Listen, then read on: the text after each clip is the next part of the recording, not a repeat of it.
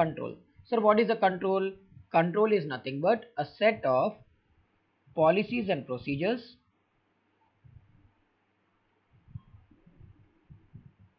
clear.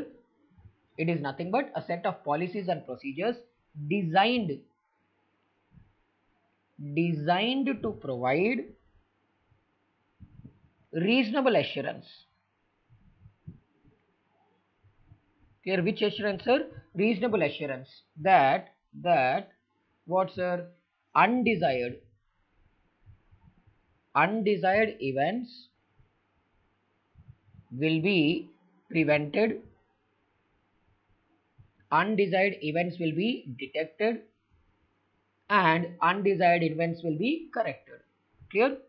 I repeat, what is a control, sir? It is nothing but a set of what? Policies and procedures, means rules and regulations, or you can say rules and regulations.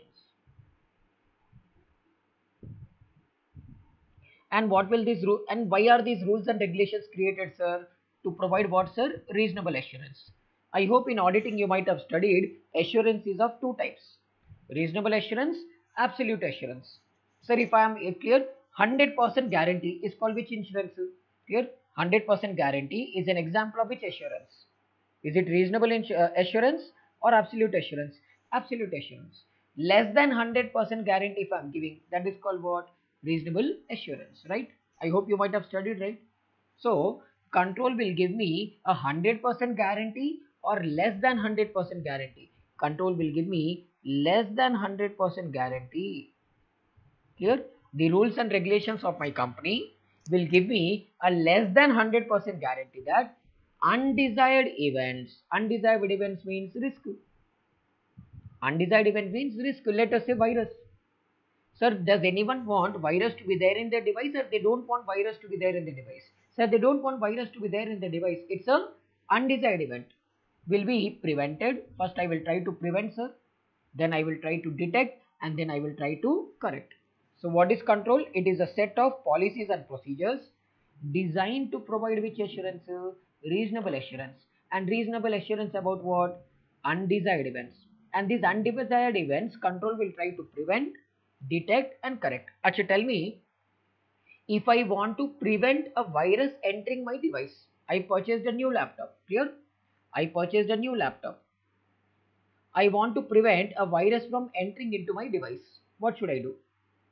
Should I wait for virus entering my laptop, or should I install an antivirus? Install antivirus. Install antivirus software. Clear? So installing the antivirus software is what? An example of prevention. Okay, sir, I installed antivirus. Clear? I installed antivirus. After installing antivirus, what should I do? Scan antivirus. Scan for virus. Why am I scanning for virus, sir, using my antivirus? In order to detect the problems. And then if virus is detected, then delete virus. In case if virus is detected, then what will I do? I will detect the virus. Clear? So point number one, what is control, sir? Again I will repeat, control is nothing but policies and procedures or rules and regulations of a company. And these rules and regulations will provide what type of assurance? Reasonable assurance. Reasonable assurance means less than 100% guarantee. Less than 100% guarantee regarding what? Regarding saying that undesired events like virus, hacking, worm, Christmas tree, etc., etc. will be prevented, detected, corrected. Example, sir, I'm installing an antivirus, preventive control. I'm scanning the virus using my antivirus, detection controls. I'm deleting the virus after detecting the virus, corrective controls. Clear?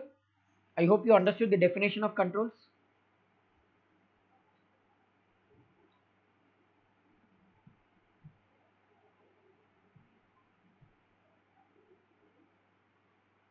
Anyone has any doubts here?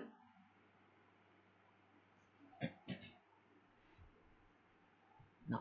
Now, whenever we talk about controls, clear? Whenever we talk about controls can be clear. There are many different types of controls. Clear? There are many different types of controls.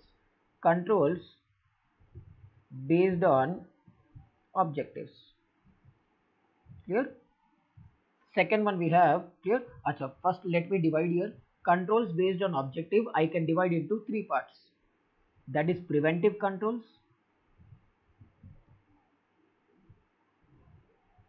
Second one is detective controls. And third and most important one is here correction controls. Corrective controls. Here corrective controls. Here preventive controls, detective controls, corrective controls. Then second one we have here, second one we have is environmental controls. Environmental controls. Third one we have is physical access controls.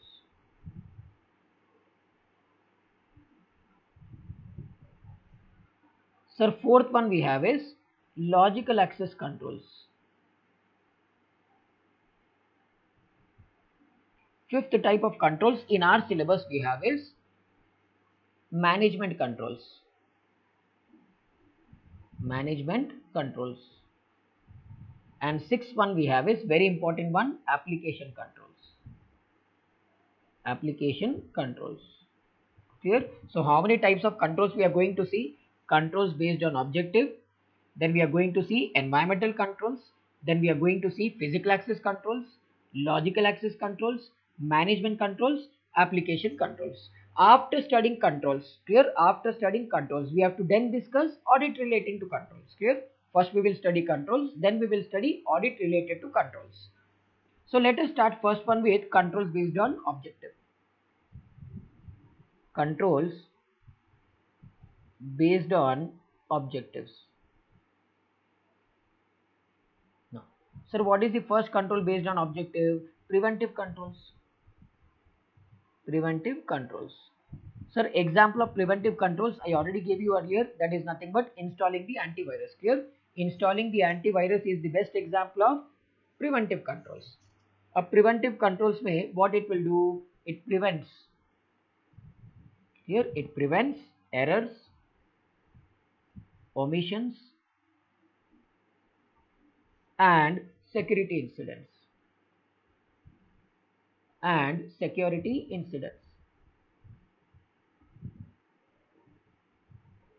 So I repeat, preventive control will prevent the errors, it will prevent omissions also, it will prevent security incidents also.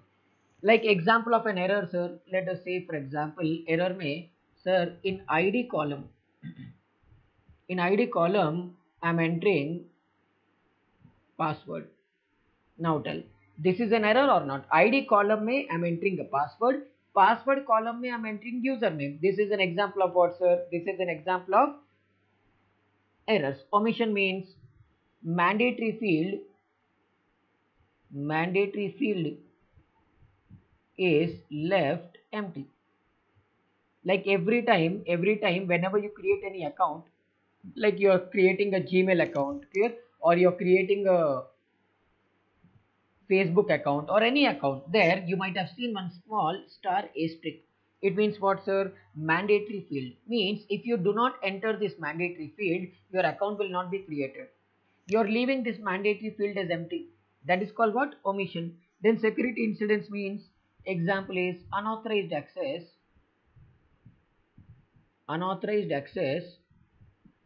to clear data.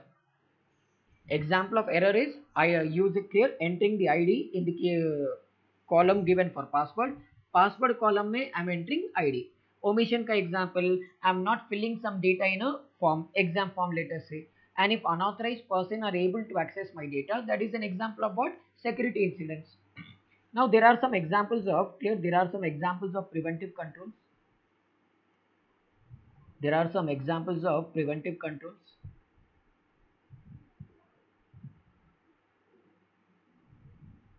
Sir, example number 1, access control. Access control. Access control means clear. Access control is divided into 3 parts. Identification. Then we have authentication. And then we have authorization. Clear? Identification, authentication, authorization. Let us say for example, I am swiping my card in an ATM machine. Clear? I'm swiping my card in an ATM machine. That is called what? Clear? That is called as identification. Clear? Next, I'm entering the PIN number, authentication. The card what I swipe and the PIN number what I enter, if they match, what will be given to me? Authorization. Clear? So I repeat, swiping a card in a machine is an example of identification.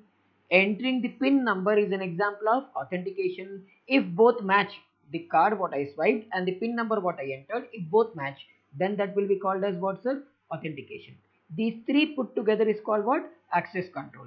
How it is an example of preventive control? Because let us say if there is no ID and password, you can access my Facebook account, I can access your Facebook account. By creating a username and password, I am preventing someone from not accessing my account, correct? By creating a username and password, I am not allowing someone else to access my data. That is an example of what? Access control. So second example, passwords. Clear? Passwords. Sir, if a password is there, no one can access my data. I can prevent someone from accessing my data without my permission. Clear? Next, antivirus. Antivirus, sir. Antivirus will prevent a virus from entering into the system. Then we have authorization of transactions. Authorization of transactions.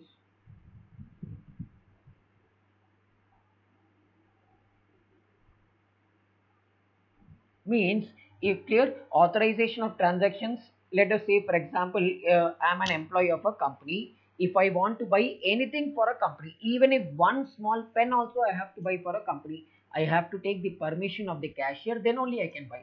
Why am I taking the permission of cashier? Because it will prevent unnecessary headache for the company, unnecessary frauds for the company, it will prevent. These are some examples. Clear? Then we have employ qualified staff. Qualified staff means if unqualified staff is appointed, let us say for example for a chartered accountant, I'm giving the job of marketing. Clear? A chartered accountant co, I'm giving the job of marketing. So the chartered accountant is not qualified. A chartered accountant is not qualified enough to do the marketing job, right? In that case, what will happen? Errors are bound to happen. Sir, a MBA in HR, human resources, I'm giving accounting. That fellow will not be good in accounting, right? There are bound to have mistakes. So if I want to prevent something from happening, if I want to prevent a mistake from happening, then it is mandatory for me. Yes, then it is mandatory for me to employ what, sir? Qualified staff. So these are some examples of what, sir? These are some examples of, one more example we can say, segregation of duties. Segregation of duties means, sir, what work I do, you will verify. What work you have done, third person will verify. What work third person has done, fourth person will verify. What work fourth person has done, fifth person will verify. In that, what happens? It will prevent the chances of any frauds. Clear? So these are 5 points. How many points we have discussed, sir? 1, 2, 3, 4, 5, 6. These are the 6 examples of preventive controls.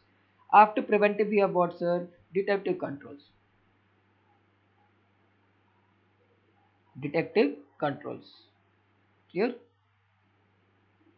Now, detective controls, what it will do, sir? It will detect errors, omissions, and security incidents.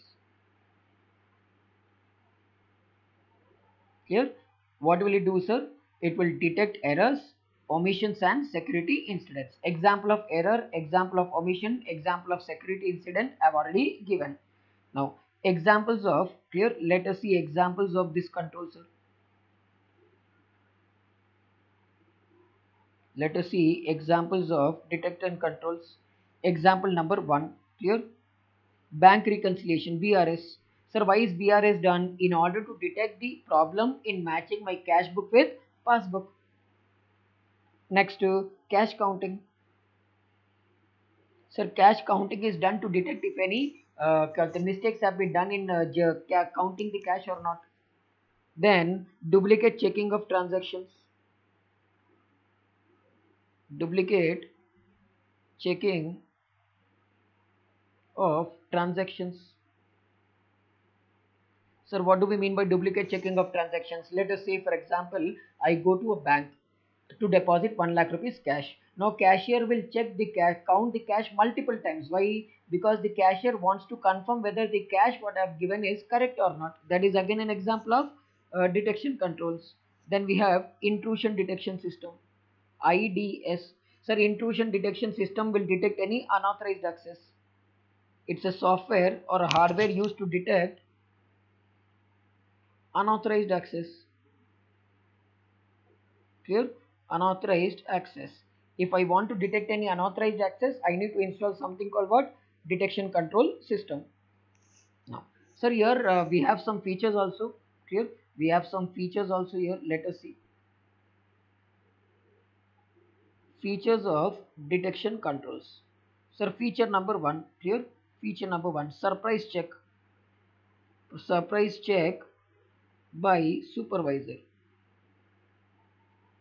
Like let us say, for example, as a supervisor or as a manager, here if I can suddenly I can go to my office and suddenly I can check whether any employee is properly working or not. If there is any problem in the employee working, I can easily detect whether any why exactly they are not working properly. That is nothing but surprise check by supervisor. Then one more feature we have, clear understanding.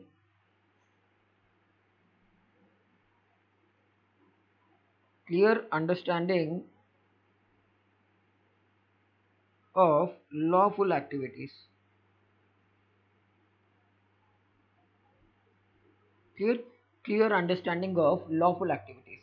Sir, what do we mean by clear understanding of lawful activities?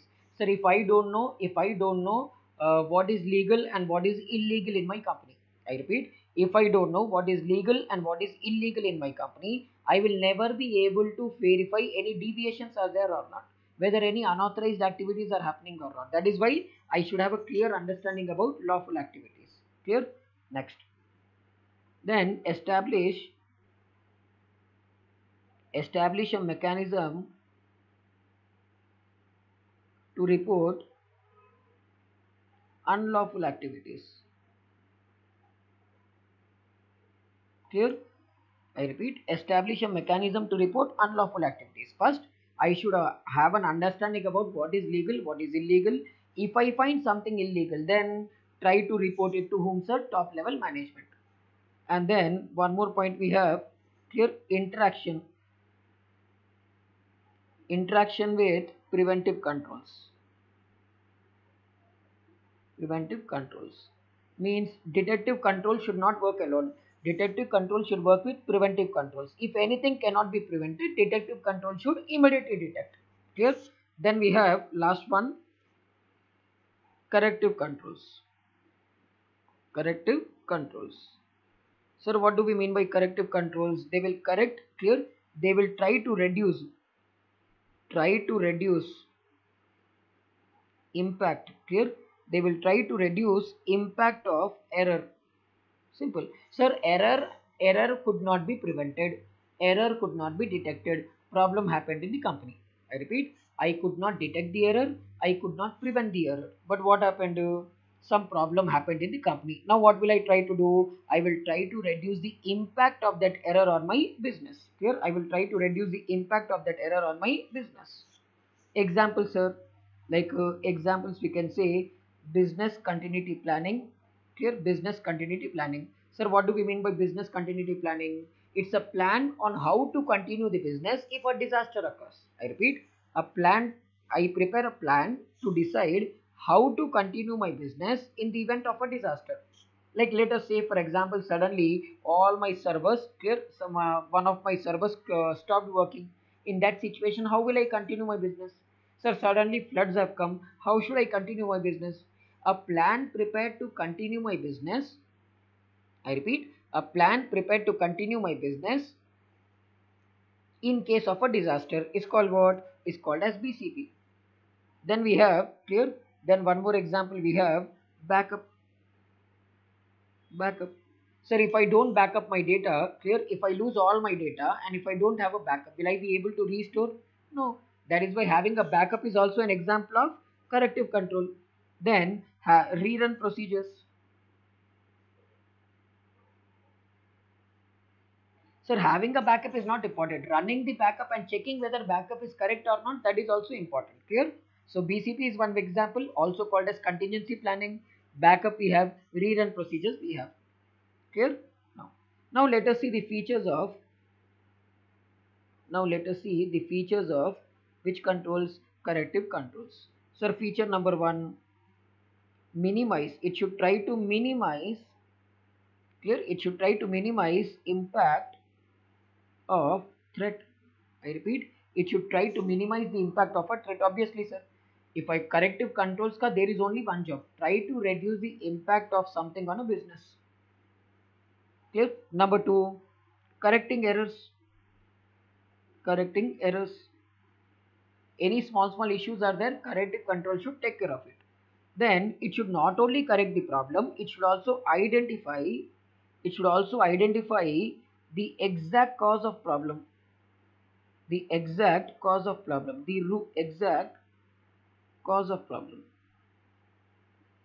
Why, sir? If corrective controls are able to identify the exact root cause, the exact cause of a problem, what is going to happen? Future may the same problem will not occur. Clear? Same problem will not occur in future. What else I can do? I can modify systems. If I feel some problems are there in a system, I will modify the system, make small changes in a system, and then provide remedy for problem. Means provide a solution for a problem. Corrective controls are there to provide the solution of a problem, right? So these are some features. So point number one, we have discussed controls based on objective, where we have discussed preventive controls, we have discussed detective controls, and we have discussed corrective controls. Anyone having any doubt here? Anyone having any doubt in any of these controls? If you are there, you can ask. Otherwise, we can continue.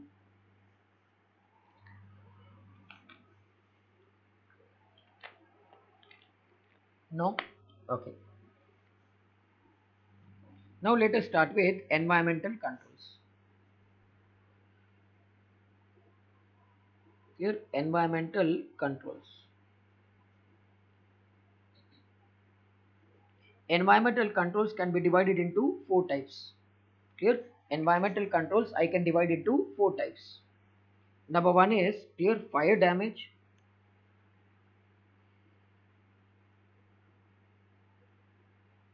Second one is power damage. Third one is water damage.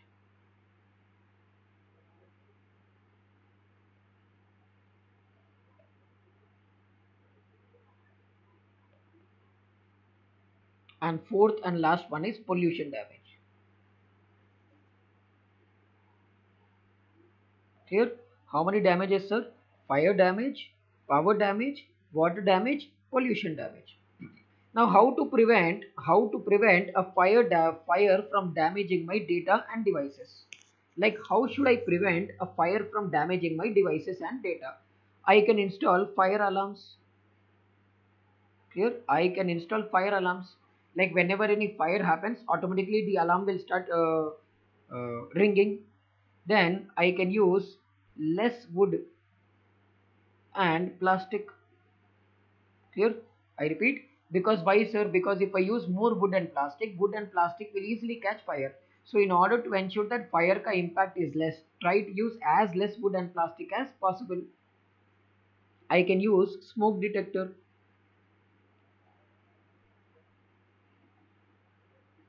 Here I can install a smoke detector so that a small smoke also can be easily detected and it should not convert into a big fire. Then I can install fire extinguisher. Here I can install a fire extinguisher which is used to douse off the fire. Then I have to mark fire exit here, because normally what happens in case of fire, what happens, lot of crowd will be there and it will be difficult to manage a crowd, let us say in case of a big shopping mall. That is why clearly it should be written. I think you might have seen, right? In case of fire, exit from here. In case of fire, do not use the lift. In case of fire, please use the stairs. That proper marking should be there so that all employees can be safely evacuated. Then regular inspection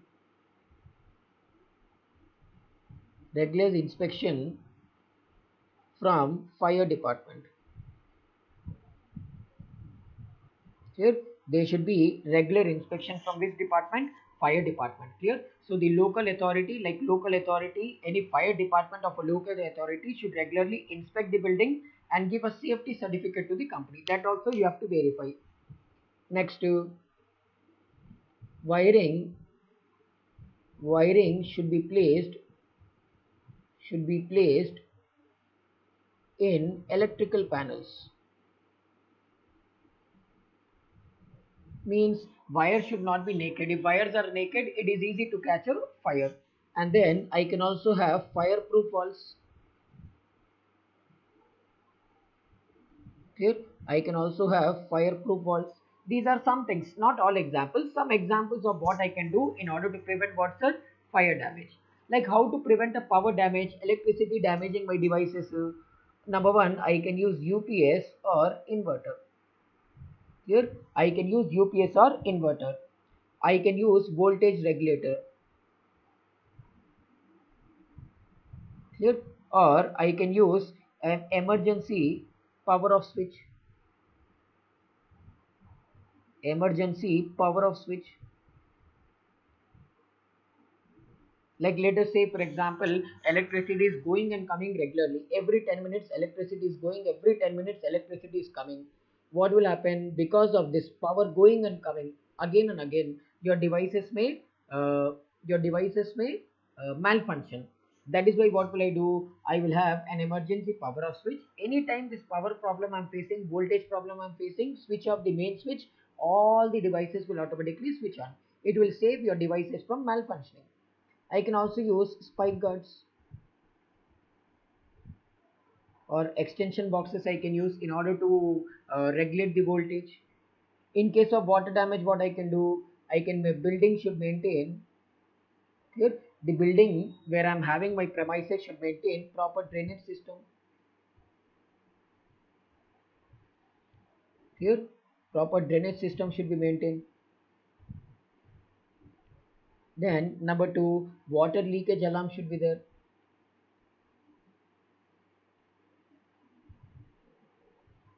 Just like fire alarm, clear, just like fire alarm, we should have water leakage alarm also. Whenever there is water is detected in the premises more than the levels required, immediately the water alarm should raise off. And then waterproof ceilings and walls. I should have waterproof ceilings and walls.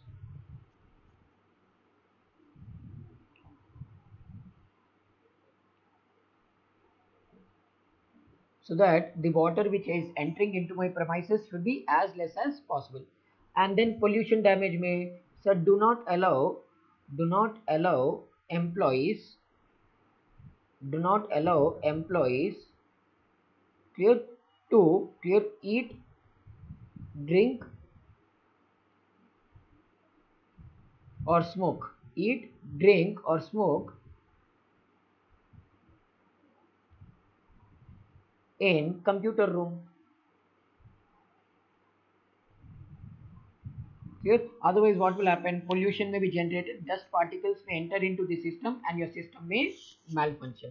So how many types of environmental controls we have? Very small concept: fire damage, power damage, water damage, pollution damage. I hope it is clear. Anyone has any doubts here?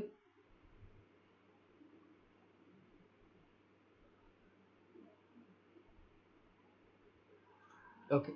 Now let us go to next control, physical access controls. Physical access controls.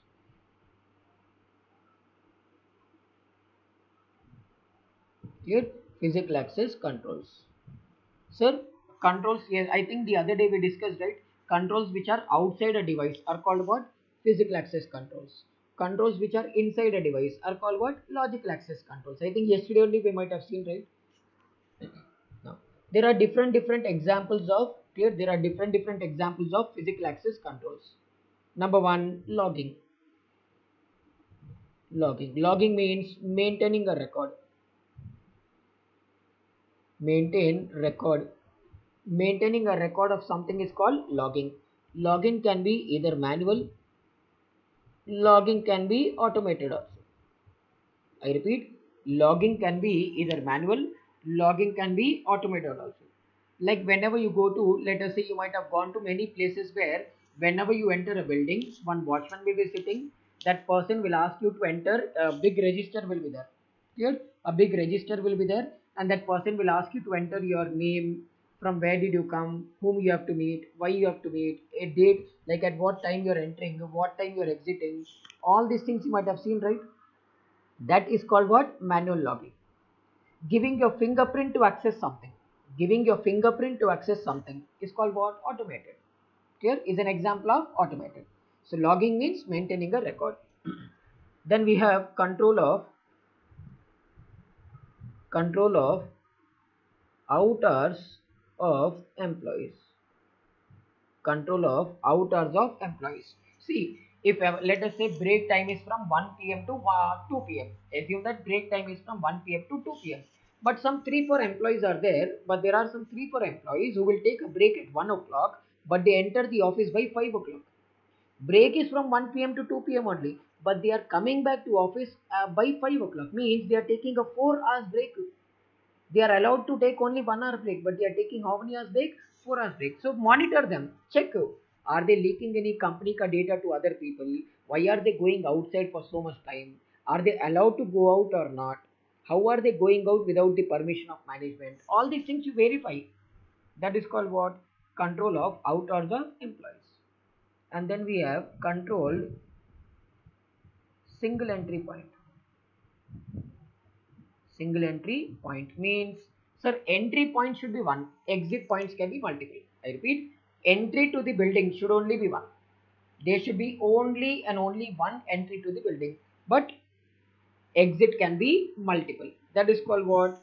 Controlled single entry point. Then we have clear. Then we have alarm system. Alarm system. Clear? Alarm system. Sir, let us say for example, when you go to any shopping mall, clear, when you go to any shopping mall, forget about shopping mall, mobile phones ka store we will see.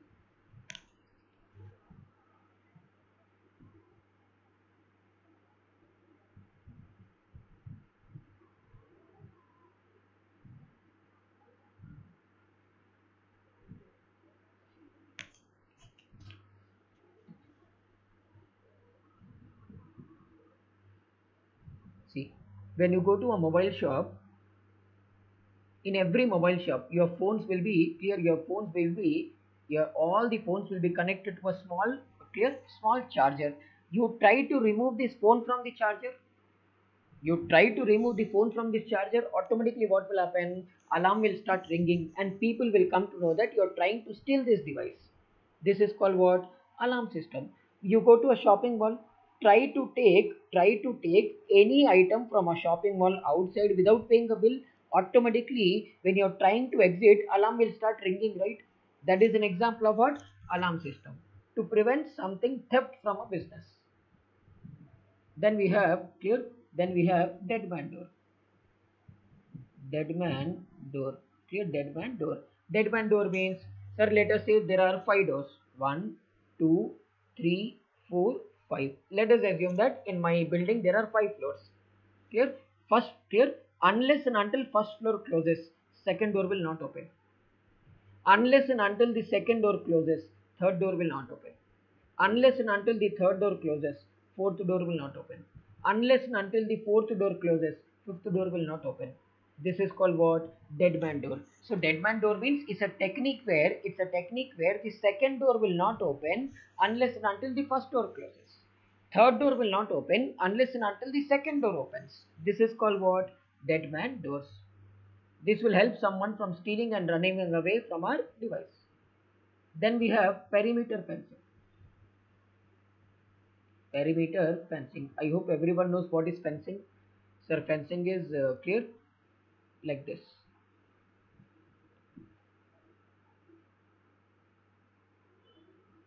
Fencing of wall. Fencing of house. Here, this is called fencing.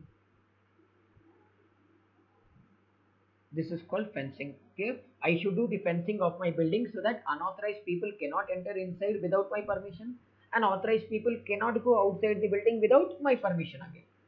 This is called perimeter fencing. And then we have non-exposure to sensitive facilities. Like sensitive facilities means, let us say a server room. Here, let us say for example server room. Now, everyone in the company should not know about where my servers are kept in my building. Only some people should know.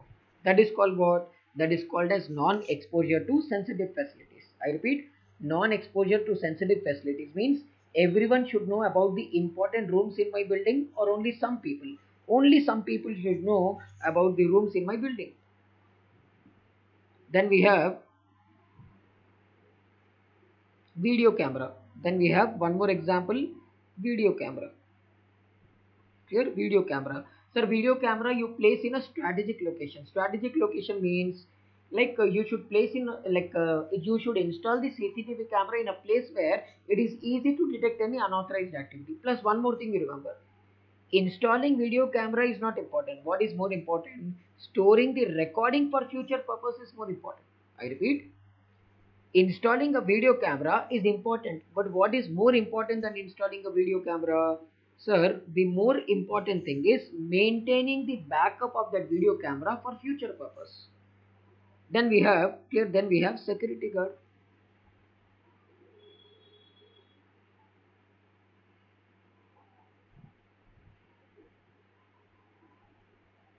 Clear? Then we have security guard. Sir, what is a security guard? A person who is appointed by external agency.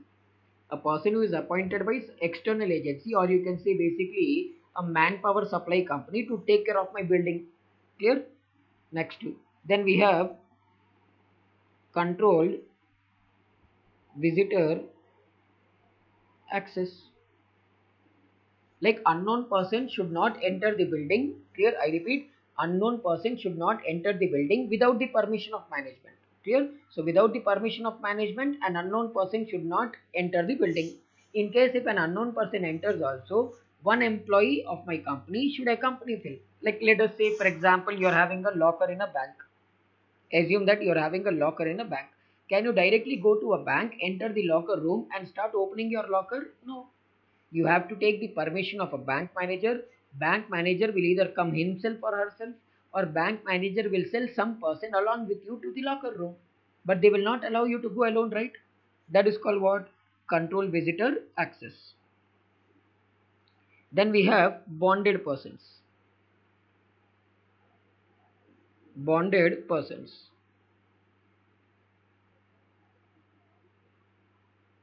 Bonded personnel. Bonded personnel means every employee should be made to sign a bond. Simple. I repeat, every employee should be made to sign a bond. Clear? Without signing a bond, without signing an agreement, do not, you can say, appoint any employee. Then we have PIN number. I hope you know what is PIN, personal identification number. Tell me how many digits a PIN will be there minimum. Minimum how many digits for a PIN number? According to you, what is the minimum number of digits in a PIN number? 4. Maximum?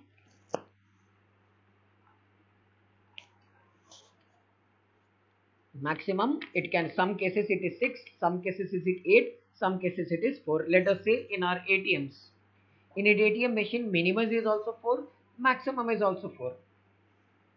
Then we have, then we have smart card.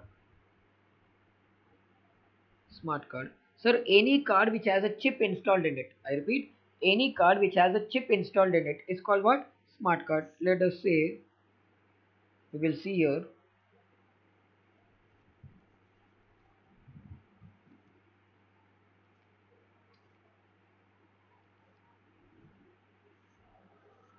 This one, see. Any debit card or credit card which has a chip installed like this. Nowadays, almost every debit card or credit card, I repeat, nowadays, almost every debit card or credit card comes along with a chip. Clear? Every debit or credit card comes along with this chip. If this chip is there on any card, it means that it is a smart card. Clear? Next. Then we have ID cards. Then we have identification cards. I hope this everyone knows ID cards or identification badges. Then we have locks. Last one, locks. Clear? Last one, locks. And locks are divided into three types in our syllabus. One is cipher lock.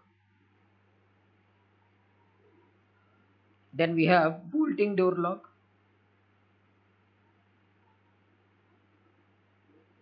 And then we have electronic lock. Electronic lock. Clear? I repeat, bolting door lock, electronic lock and cipher lock. Sir, a lock which opens with a 4-digit pin number. I repeat, a lock which opens with a 4-digit pin number is called as cipher lock. Clear? A lock which opens with a 4-digit pin number is called as which lock? Cipher lock. It will be something like this.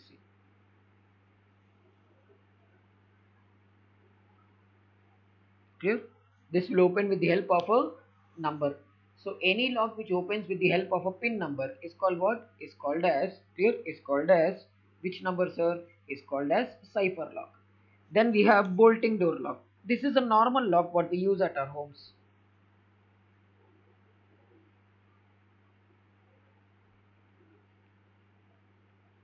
Bolting door locks. Clear? This is a normal lock. See, this is a normal lock what we normally use at our home. These are called bolting door locks. Clear? Bolting door lock ko if I want to open, a physical key is required. Clear? A physical key is required to open which lock? Bolting door lock. Then we have electronic locks.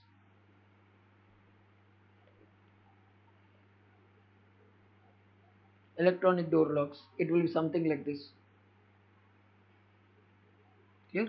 With it will open with a fingerprint scanner. Clear? Or it will open something like this with the help of a smart card. These are examples of what, sir? These are all examples of which controls? Physical access controls. Let us revise once physical access controls. I will ask doubts and you reply. So point number 1, tell me, see here and tell, if I want to maintain a record of data, what is it called? I want to maintain a record of data, what is it called? Logging. Clear? If a human being is maintaining a record, what is it called? If a human being is maintaining a record, is it manual or automated? Manual. If a software is maintaining a record,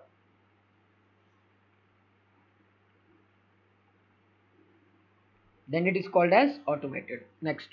Sir, if my employees are going out regularly, beyond the office hours, like they are not listening to me, they are going out of my office, then it is called what? Without my permission, they are going out of my office. Then it is control of out hours. Clear? Sir, entry point should be one. In any building, entry point should be one, but exit points can be multiple.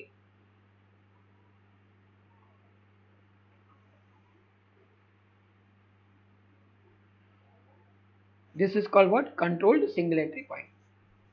If anyone tries to steal something from your office, I repeat, if someone tries to steal something from your office, automatically an alarm should ring so that you get alerted. What is it?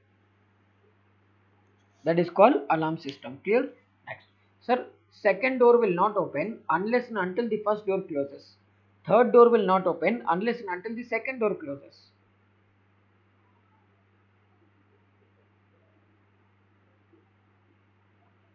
Then it is called as dead man door. Clear? Next. I am keeping a boundary wall. Clear? I am keeping a boundary on a wall. Then what it is? I am creating a boundary on a wall. Then it is called as perimeter fencing. Clear?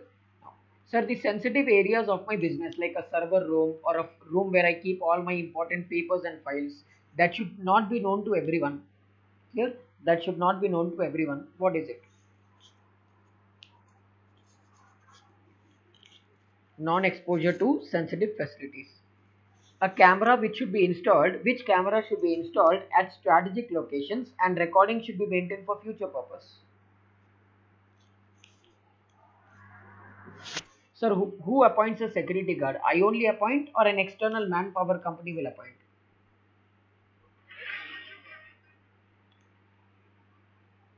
I will appoint or external agency will appoint?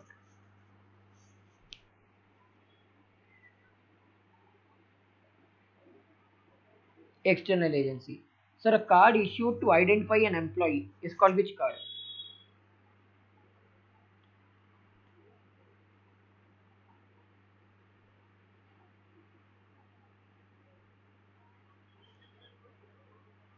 A card issued to identify the employees is called which card? It is called as ID card. Clear? Next. Sir, if a person, clear, if an unknown person enters my premises, I will not allow that unknown person unless and until my employee is also with that person. I will ensure that my employee is always with that person.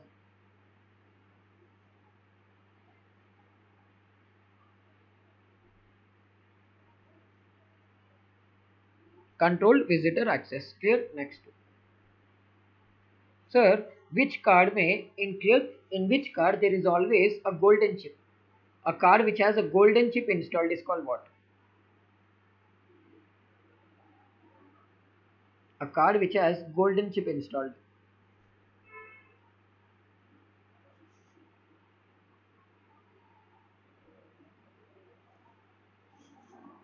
Smart card. Clear? PIN number stands for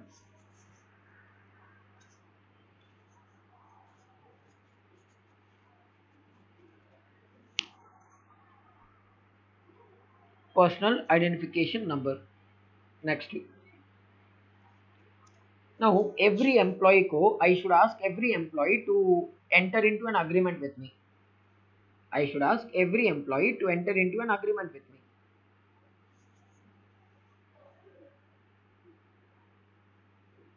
Bonded personal. Clear? Next. Which lock will open with a 4-digit PIN number?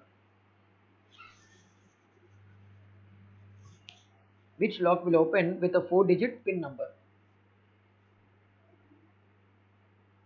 Cipher lock. Which lock requires a physical metal key to unlock? Which lock is required? Here, which lock requires a physical metal key? Bolting door lock. And which lock opens with a smart card or a fingerprint scanner?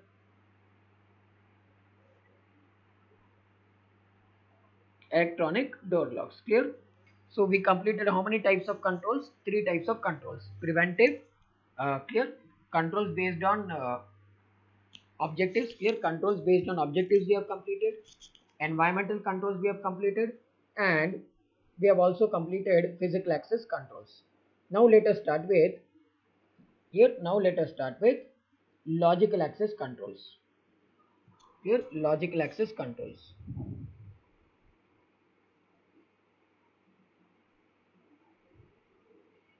Logical access controls.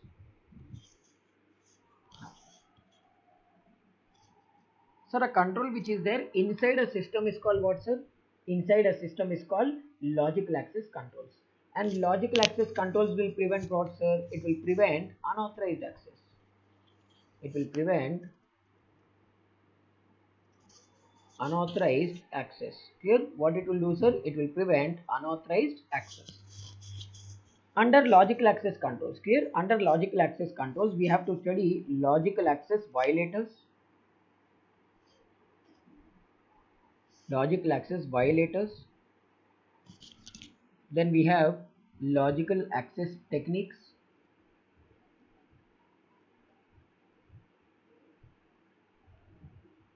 Then we have asynchronous attacks.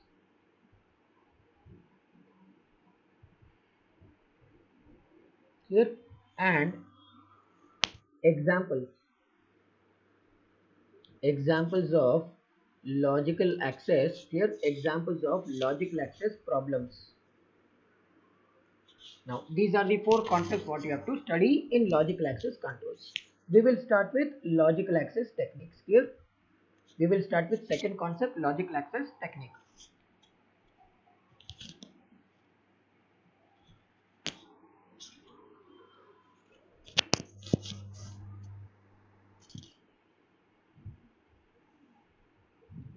techniques of logical access. Here, techniques of logical access. Now, sir, the first technique what we have is user access management. Here, what is the first technique, sir? The first technique is user access management. User access management में here in user access management we have first one. First type of user access management we have is user registration. User registration. Okay. The first type of user access management control is user registration. Sir, user registration means, sir, information of every user should be documented. Should be documented. Means who is, okay, let us say name of the user, let us say name of the employee, what is the employee ID of the employee, from which department the employee is, what type of data you're trying to access, are you authorized to access that data or not, all that information relating to user, it should be documented. Here it should be documented along with user registration. Here deregistration is equally important. Equally important. So just like registration of a user is important, deregistration of a user is also important. Registration of a user happens at the time when you join the company. Deregistration happens when you leave the company. Clear? Registration happens when you join the company. Deregistration happens when you leave the company. Then we have privilege management. Second example we have is privilege management. Second example we have is privilege management. Next. Sir, in privilege management means access should be given, access to employee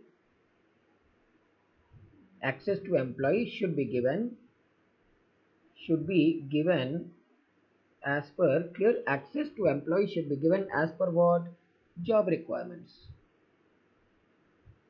Here, access to employee should be given as per job requirements. Means if I am a sales employee, clear, if I am a sales employee, data relating to sales only should be given to me as access. If I am a marketing employee, data relating only to marketing should be given to me. If I am a, clear, in case if I am a accounts department employee, data relating only to accounts should be given to me. So depending upon my job requirements, depending upon what type of job I do in the company, access should be given to me. That is called what? Privilege management. Third one we have is user password management. Clear? User password management. Sir, what do we mean by user password management? Sir, remember one thing. User should be made responsible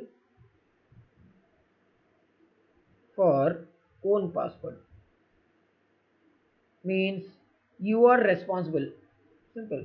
Sir, as an employee, you are responsible for your password. It is your responsibility to take care of your password.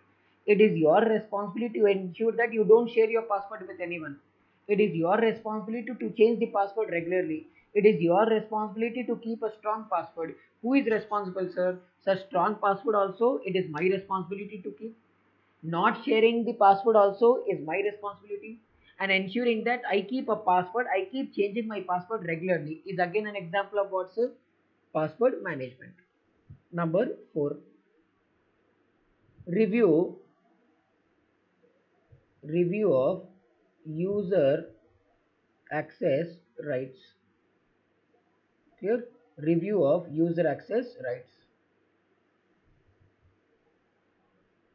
Review of user access rights. Clear? What do we mean by this?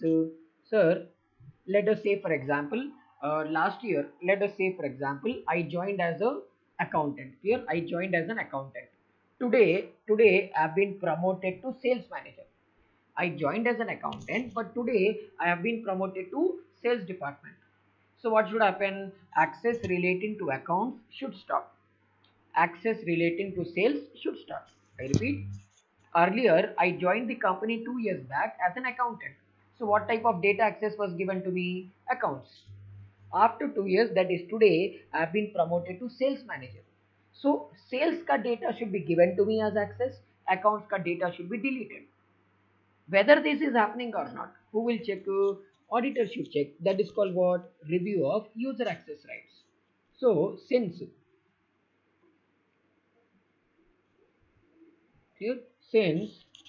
user info, user information requirement,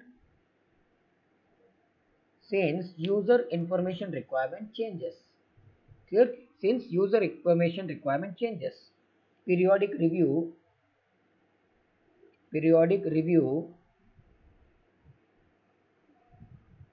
here periodic review is required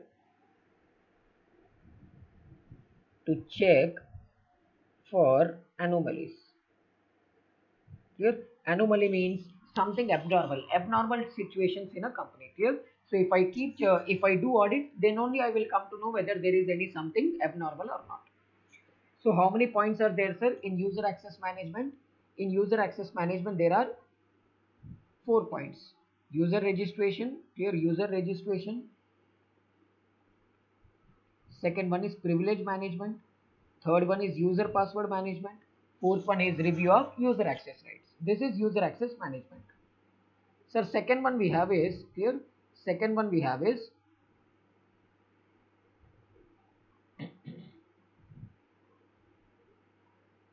user responsibility. Second one we have is user responsibility. Second part, clear, second type of logical access controls we are having is user responsibility.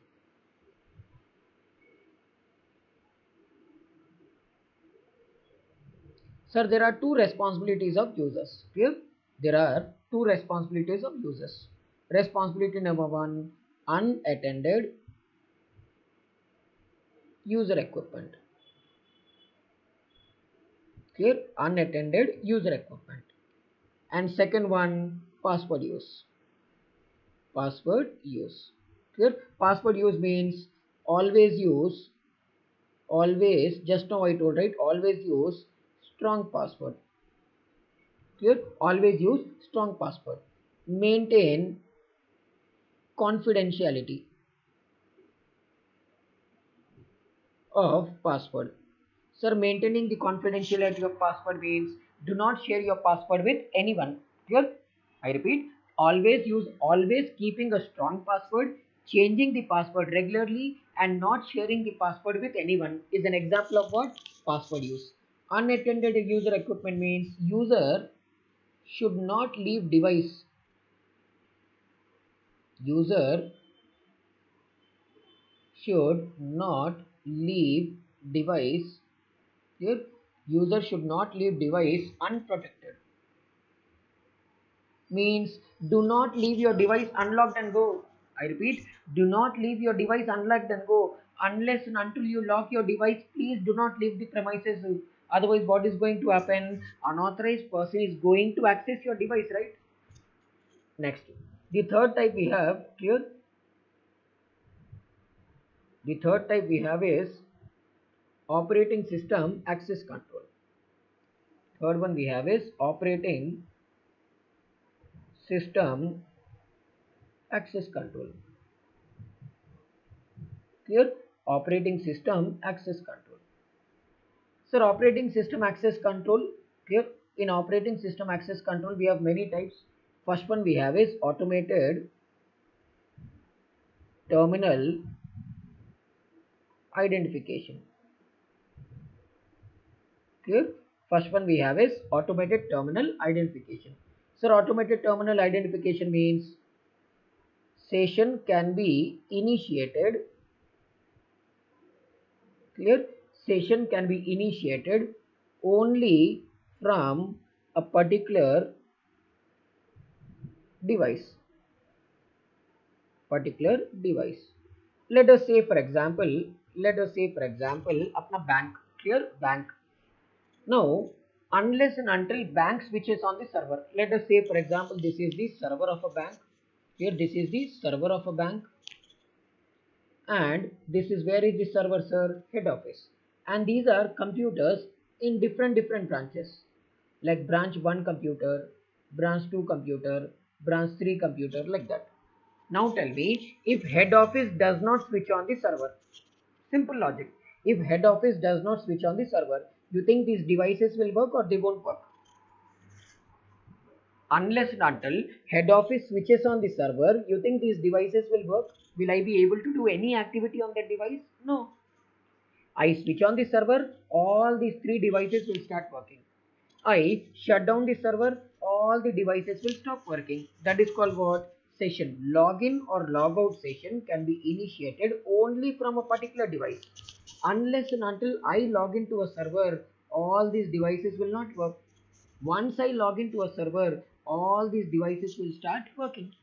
This is called what? This is called as automated terminal identification. Then we have terminal login procedure. Clear? Terminal login procedure means unnecessary information should not be given to user. Unnecessary information should not be provided to whom? To user. Why, sir? Because if unnecessary information is provided to user, then what will happen? Misuse of information will happen. Clear? So only the information what is required to user, that information only should be provided. I repeat, only the information required by the user should be provided.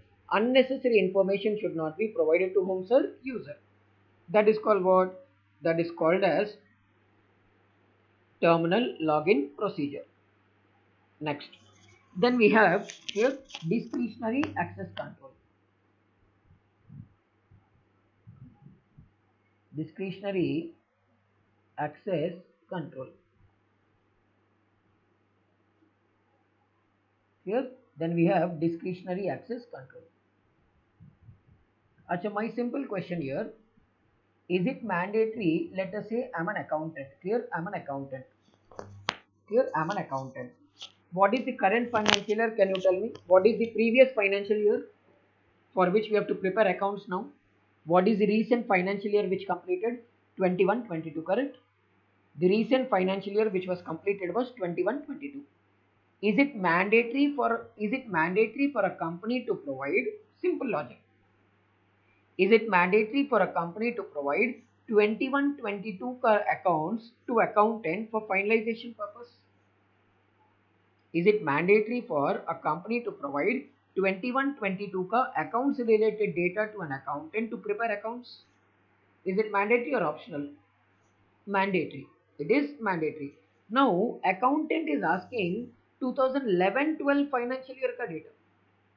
Accountant is asking 2011-12 financial year ka data.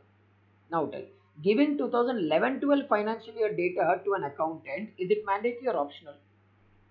11-12 financial year data in the current year, is it mandatory or optional? It is optional. That optional is called what, sir? That optional is called as discretionary access control. That is called what? Discretionary access control. Clear? Discretionary access control is a control, clear, access provided, or you can say optional access provided by owner to user. So the company as an owner will decide whether it is mandatory for you to give access or optional for you to give access. If it is mandatory, well and good. If it is optional, then it is called what? Then it is called as clear discretionary access control. Next.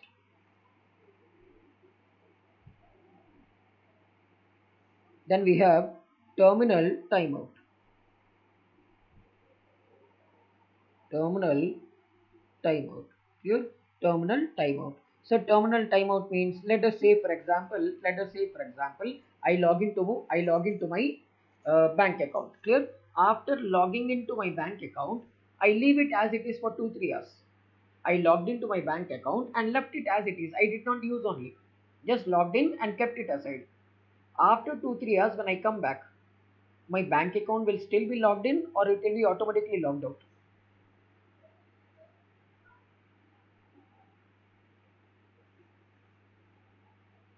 I logged into my bank account. I left it as it is for 2-3 hours. After 2-3 hours, when I come back, it will be logged in or logged out. Logged out. Am I logging out or it is automatically getting logged out? It is automatically getting logged out. That is called what? That automatic logout is called what? Terminal timeout. So terminal timeout means after a certain after a certain period of inactivity,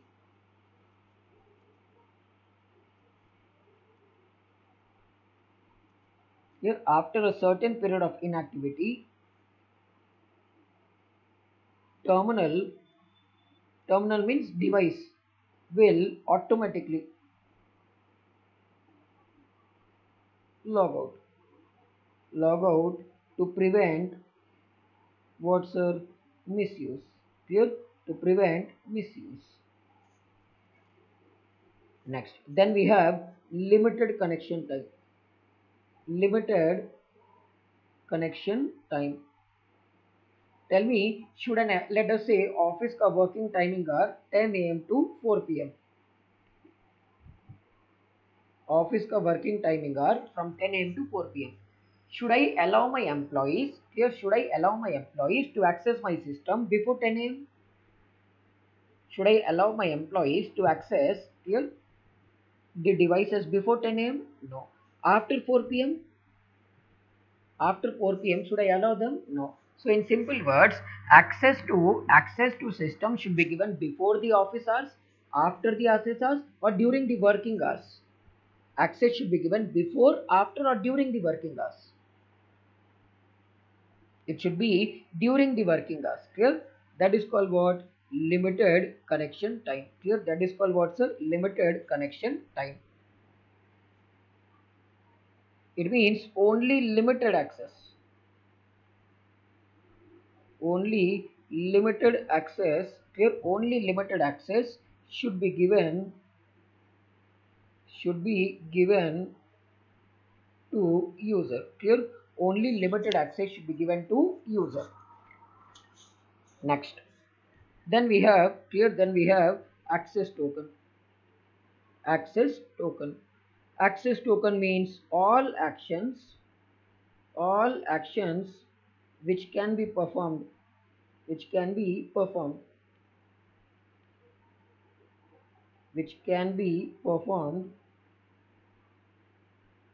upon login. Once I log into my account, I repeat, once I log into my account, what are all the actions that I can? I repeat, once I log into the account, all the actions what I can do is an example of what? Access token. Let us say once I log into Zoom. Here, once I log into Zoom, can I create a meeting? Yes. Can I cancel a meeting? Yes.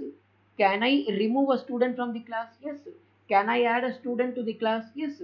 Can I mute a student? Yes. Can I unmute a student? Yes. These are all what, sir? Access token means all the activities what I can perform once I log in. Then it is called what? Then it is called as access token. Then we have access control list.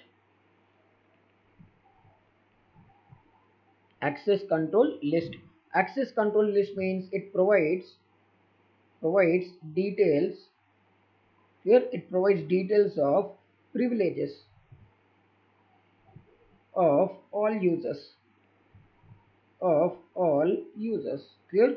It provides the privileges to all users. Let us say, what is the privilege of sales manager? Only sales data. What is the privilege of marketing manager? Only marketing data. What is the privilege of accountant? Only accounting data. What is the privilege of HR? Only employees related data. So which fellow is liable to get what type of data? Which person को, which employee को, what type of data I should give, who will provide me? Access control list will provide me. Clear? So these are all examples of what, sir? Operating system access controls. Let us revise one.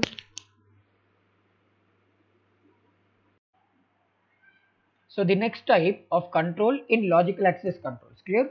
Next type of control in logical access control we have is network access control. Clear? Fourth control. Fourth one, network access control. Network access control. Sir, network access control में there are many sub concepts. There are many types of controls. Clear? Let us see one by one. Now, control number 1, that is policy on use of network services. Network services. Clear? Policy on use of which services, sir? Network services. Means I should prepare an enterprise wide policy. Prepare enterprise wide policy. Here, prepare which policy, sir? Enterprise wide policy. Means for lower level management also, for middle level management also, for top level management also. But for what purpose, sir? For internet requirements. Internet requirements. Who is eligible to use internet? Who is not eligible to use internet? Who care for what purpose you can access internet, for what purpose you cannot access internet? For that a proper policy should be made. That is called what? Policy on use of network services. Clear? Then we have segregation of networks. Segregation of networks. Here, segregation of networks. Sir, what do we mean by segregation of networks? Remember network virtualization. Network virtualization, what we have discussed in chapter 4, is an example of what? Segregation of networks. Clear? Next. Then we have, clear? Then we have security of network. Security of network. No. Sir, security of network means authentication plus authorization. Authentication plus authorization should be implemented.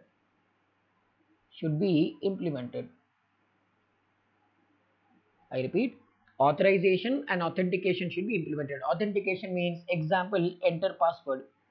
If I want to access a network, if I want to access a Wi-Fi, password should be mandatory. And this password should be given to whom, sir? Only authorized people.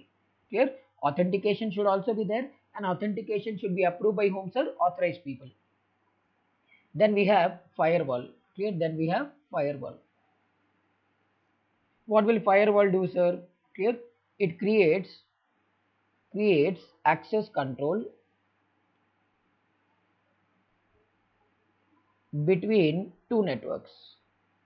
It creates access control between two networks. I repeat, it creates access control between two networks. Like, tell me, the network what I'm using is a private network. The network what you are using is also a private network. I repeat, the network what I'm using right now is a private network. The network what you are using is also an example of private network. But my question is, Zoom what we are using in class, is it a private network or a public network? According to you, Zoom is a public network or a private network?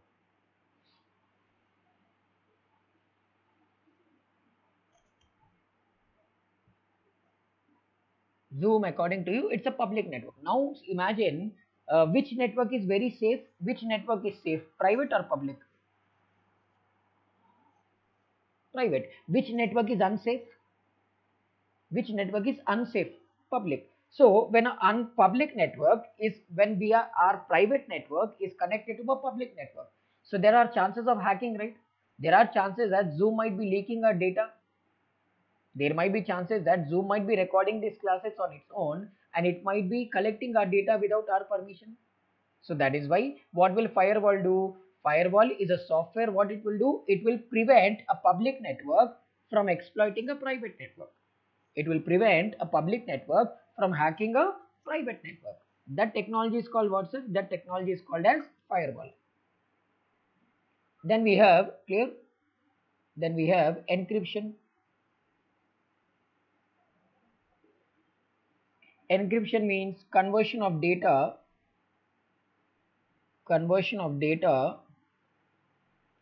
into secret codes.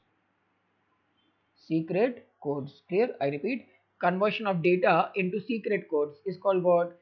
Is called as Encryption. Now, when you go to an ATM and when you type your PIN number, so on the ATM monitor, PIN number will be visible to you, or some symbols will be visible to you. What will be visible to you? PIN, will the number what you have entered or symbol? Star symbol. That symbol is an example of what's a secret code. So is your ATM machine converting your PIN number into a secret symbol? That technique is called what? Encryption. Clear? That technique is called as encryption. Then we have callback devices. Callback devices. These devices, clear? These devices require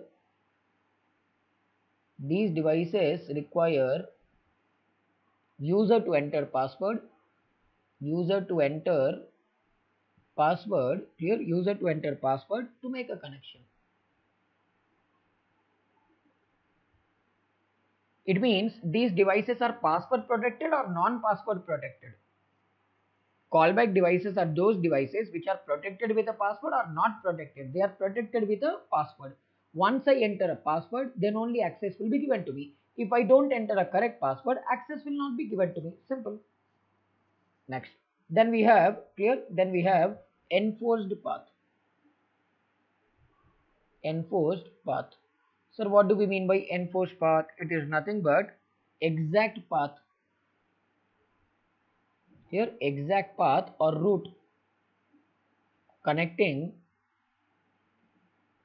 two networks.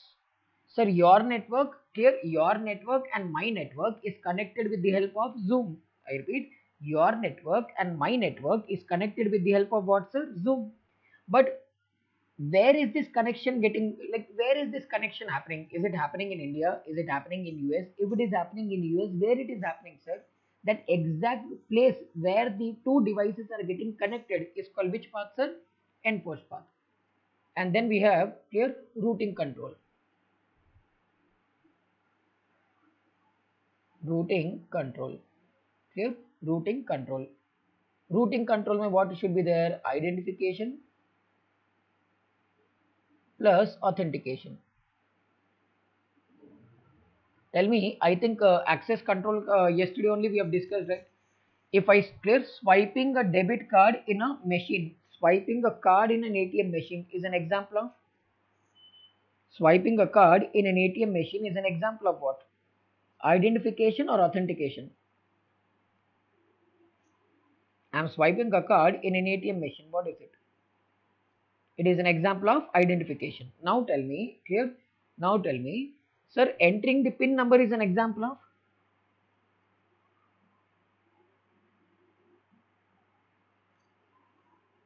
authentication. Clear? Put together they are called what, sir? Put together they are called as which control? Identification and authentication put together called as which control? Routing control. Put together they are called as routing control. So how many? Fourth control also done. Now we have last control under logical access controls. Here last one we have is application. Clear? Application and monitoring system access controls.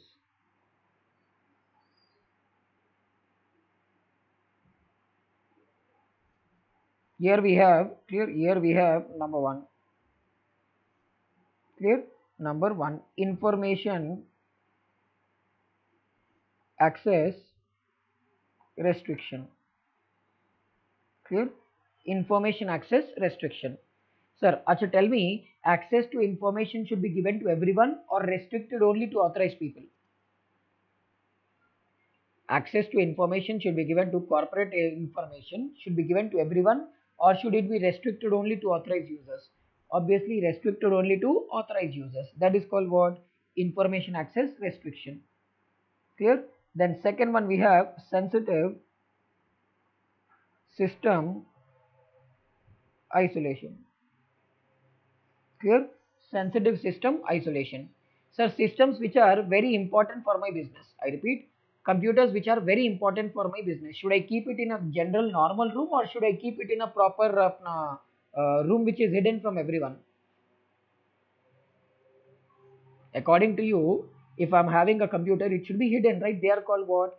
Sensitive system isolation. Then we have event logging. Then we have event logging. Sir, what do we mean by event logging? Log means what? Maintaining a record. So all records of system access should be maintained. Who logged in? Who logged out?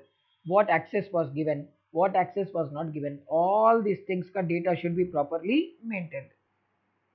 Then we have monitor system use.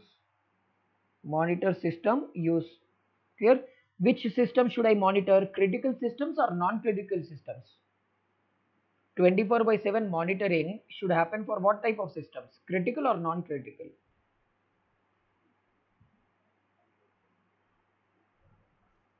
Critical systems only. Clear? Only for critical systems. Why, sir? In order to avoid risk. And last one we have is clock synchronization.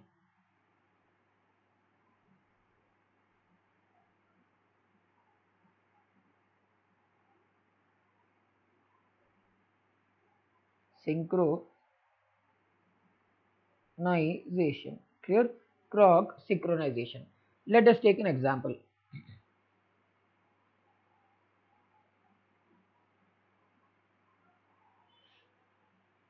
Let us take an example. Yesterday I told you, right? In a bank, when a server gets on, let us say morning 10 o'clock server gets on. This is the time in a server. Bank ka server mein.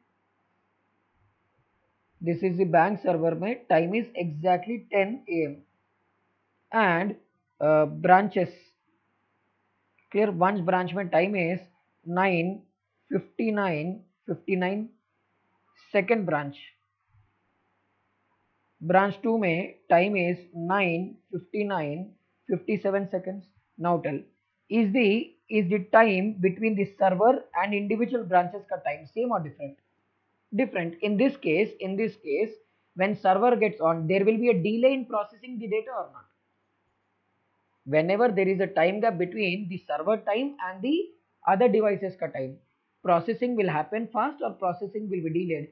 Processing will be delayed, and this should not happen. In order to prevent this, what should I do? Clock synchronization means time in server and time in other devices should be same or different? Should be same.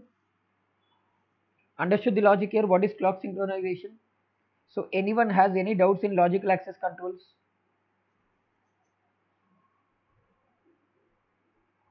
Anyone has to ask anything?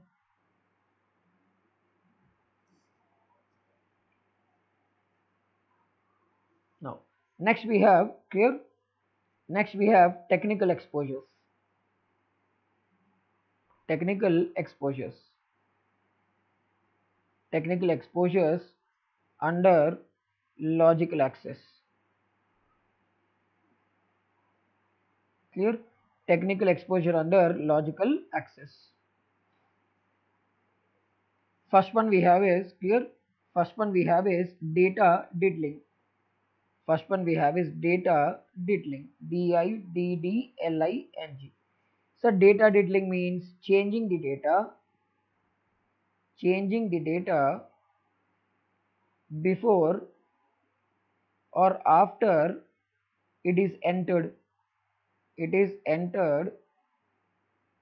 into system. I repeat, changing the data before or after entering the data is called what? Data diddling. Let us say, for example, voucher ka value is rupees 10,000, but I entered as rupees 9,750 rupees. Now tell, am I changing the data before entering it or not? Am I changing the data before entering? Yes, sir. Value is 10,000. I entered how much? 9,750. Means I am changing the value of something before entering into the system. This is called what? Data diddling. This is an example of what, sir? Data diddling. Clear? I hope you understood the example. Next. Second one we have is, clear? Second one we have is bomb. Bomb. Sir, bomb means it's a bad coding. Clear? It's a bad coding deliberately given,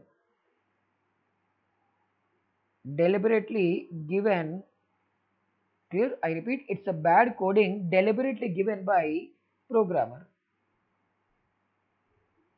Sir, wantedly I am giving a wrong coding in order to hack your device. I repeat, wantedly I am giving a wrong coding in order to hack your device. That is called what? Bomb. Sir, bomb can be of two types, time bomb, clear, or it can be logic bomb. Logic bomb, clear, time bomb, logic bomb. Time bomb, clear, time bomb is triggered by time, clear, triggered by time. Logic bomb is triggered by user action. Clear? I repeat, time bomb is triggered by time. Logic bomb is triggered by what? An action.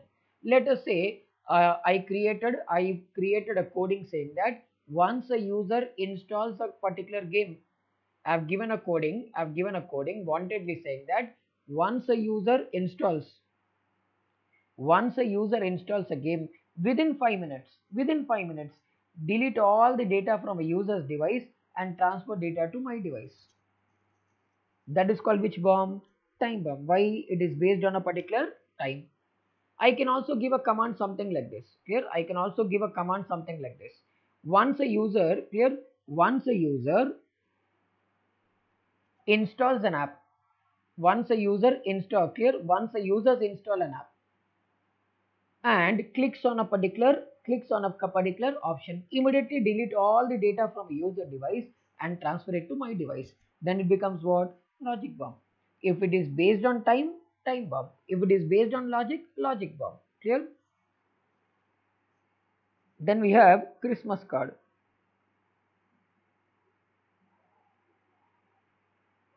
Christmas card. Clear? Christmas card. Sir, Christmas card is a type of virus. Like if this virus is there in your system, assume that this virus is there in your system, and once user types Christmas, what will happen? Virus will draw Christmas tree.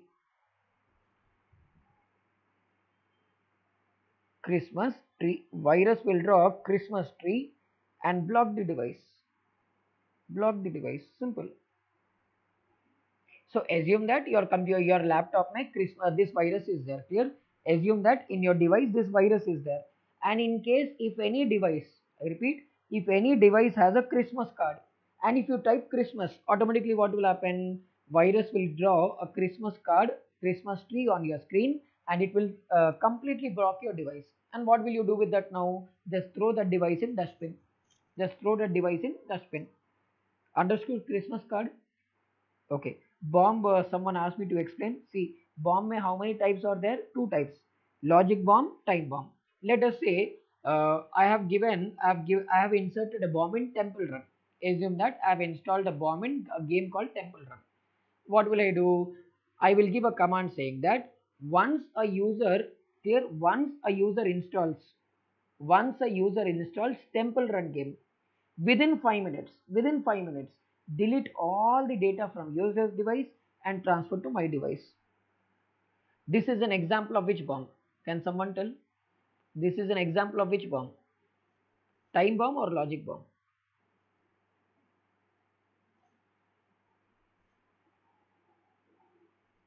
Time bomb. Now I give a command. Clear? I give a command saying that once a user collects 1,000 coins in Temple Run, I am giving a command saying that once a user collects 1,000 coins in Temple Run, delete the data from a user device and transfer to hacker device. Now this is what? This is based on time or this is based on a user action? This is based on time or user action?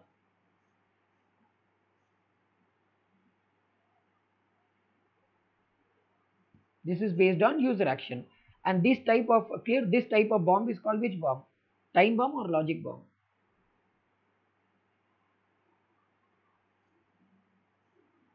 This type of bomb is called as logic bomb. Clear? Understood the difference?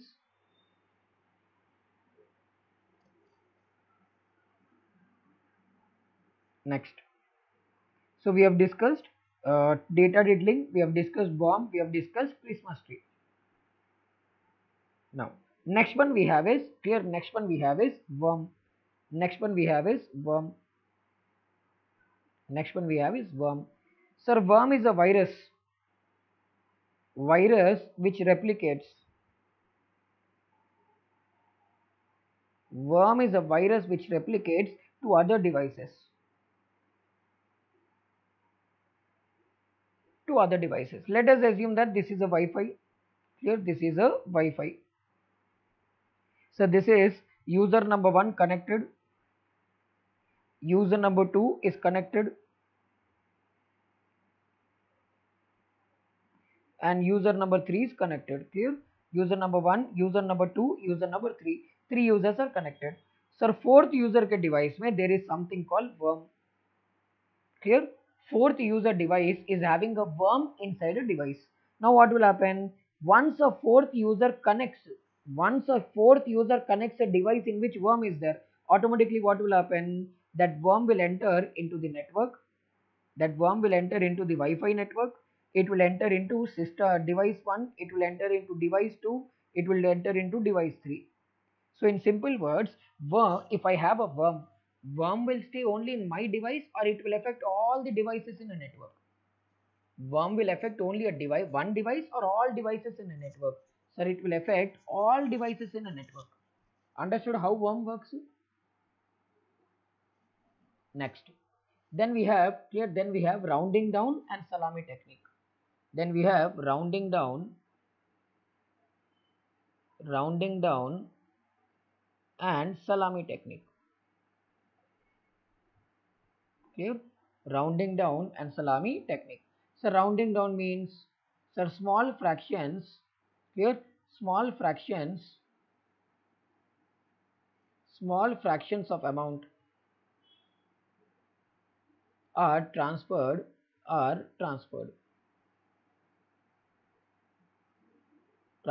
to authorized account. Now, let us say, for example, when you go to a restaurant or when you go to a supermarket, your bill is 14,320.27. Will they collect 27 from you, or will they round it off to next 1 rupee? What will happen? Either they will make it 14,320, or they will make it 14,321. What are they doing here? Are they rounding off to nearest 1 rupee? Are they rounding off to nearest 1 rupee? Yes. 27, clear? If it is 14,320.27, it will become 14,320. If it is 1,350.75, it will become 1,351. So are they rounding off an amount to a nearest 1 rupee? That is called what? Rounding down. Clear? That is called as rounding down. Rounding down may, remember one thing, rounding down may, there is no set parameter. There is no set parameter. Here I repeat, rounding down may, there is no set parameter. Means, so 27 will become, clear, 27 ko they will eliminate, it will become 0. 75 will become 1 rupee.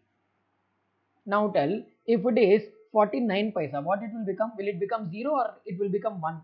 49 paisa ko it will round it off to 0 or it will round it off to 1?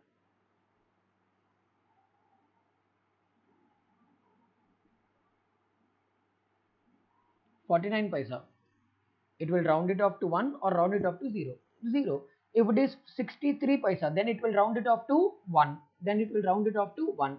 So is there any fixed amount here? Is there any fixed amount here? No. It all depends upon transaction to transaction. It all depends on what, sir? It all depends upon transaction to transaction, right? Next. Then we have salami technique. Salami technique mein what happens to slicing fixed, clear, slicing fixed small amounts. Slicing of fixed small amounts from computerized transaction. computerized transaction. Now what will happen? 110.23 will become 110.33. 111.25 will become 111.35. Sir, 125.01 will become 125.00. Now tell, is there any year clear? Sorry. 125.01 will become 125.11. Every transaction pay, how much fixed amount is getting added? Is any fixed amount getting added on every transaction? Is any fixed amount happening? Yes. When a fixed amount is clear, when a fixed amount is adjusted, on every transaction, this is called what? Salami technique. Clear? When a fixed amount is getting adjusted, it is called as which technique? Salami technique. But in which technique? There is no fixed amount. It keeps fluctuating. Adjusting, clear? Fixed amount is always there in salami. Fluctuating amount. Sometimes it may be 0, sometimes it may be 1. We don't know. Rounding off. So if they ask in exam, clear? Fixed amount is always adjusted. Then it is salami technique. Fluctuating amount is adjusted, then it is rounding down. I hope you understood the difference between these two. Understood? So first we have data diddling, second we have bomb, third we have Christmas tree, fourth we have worm, and fifth we have what, sir? Rounding down. Clear? These are all examples of logical access controls. I hope this is clear.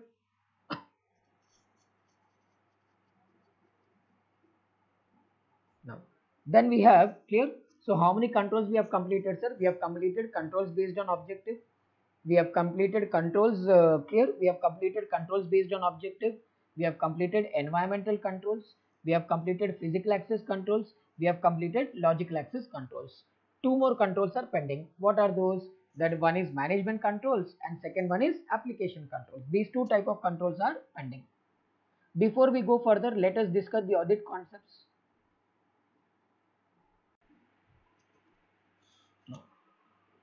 Application controls में we are going to study about boundary controls.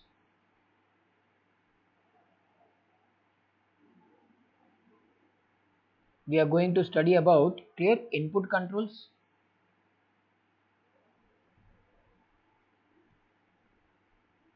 We are going to study about processing controls. Then we are going to study about output controls. We are going to study about communication controls.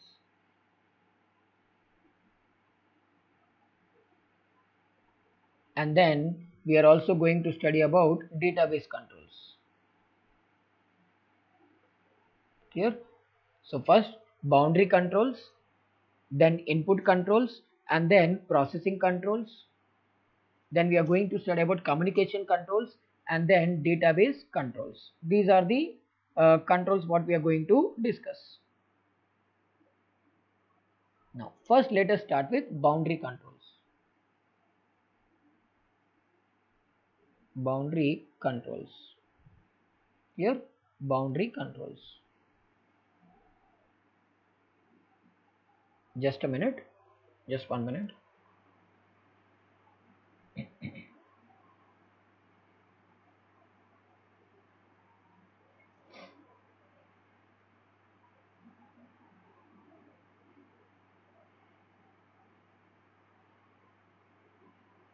Now, what exactly will boundary control do? What exactly does boundary control do? Sir, boundary control will do three things. Number one, it will establish identity and authenticity. Here, it will establish identity and authenticity of would-be user of system. Of would-be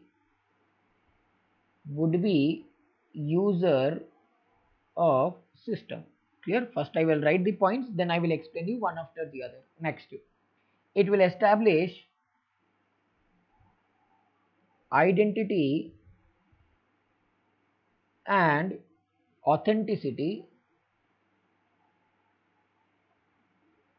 of clear resources.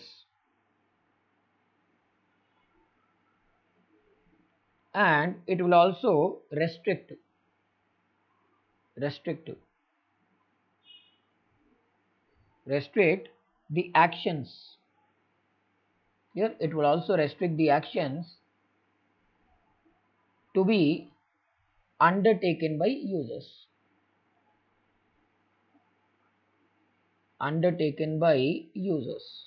Clear? So what are the three activities a boundary control will do, sir? Boundary control will do three activities. What are those? Establishing the identity and authenticity of would-be user. Would-be means current user or expected user of a system.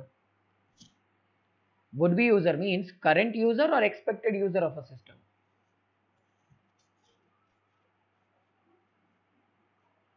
Expected user of a system. Clear?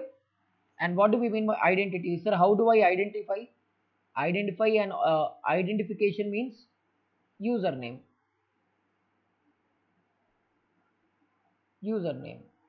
And authenticity means password. Clear? So unless and until a user enters the username and password, will it allow the user to access the system? No. Plus, it will also verify the identity and authenticity of resources. Resources means system what I am trying to access. System what I am trying to access.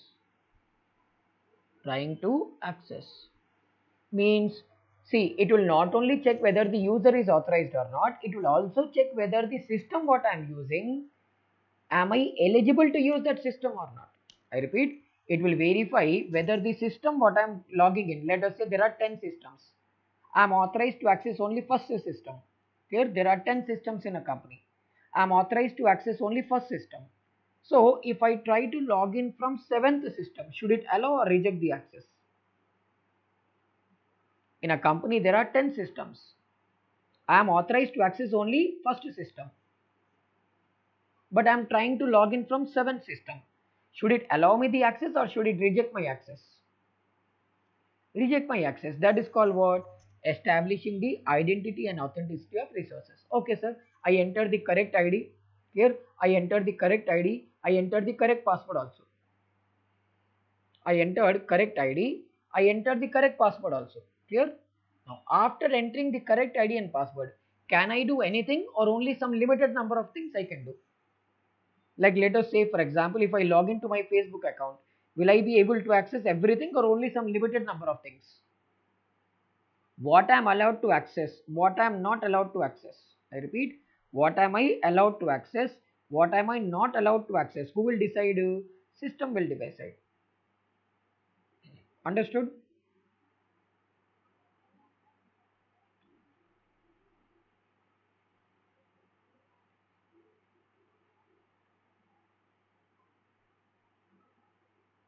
Clear?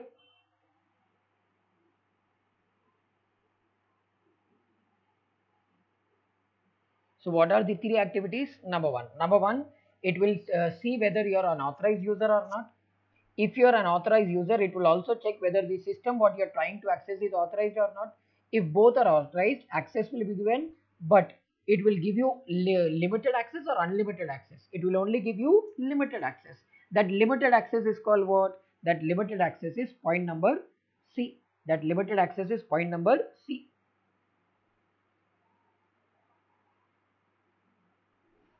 I hope you understood. Next. Now what are the examples of boundary controls? Let us see the examples of boundary controls. Let us see some examples of boundary controls. Clear? Examples. Sir, examples में first example we have is access control. Clear? First example we have is access control. Sir, can someone tell me how many steps are there in access control? I will only tell 3 steps. Now you tell what are those 3 steps. First step should be, very good, identification.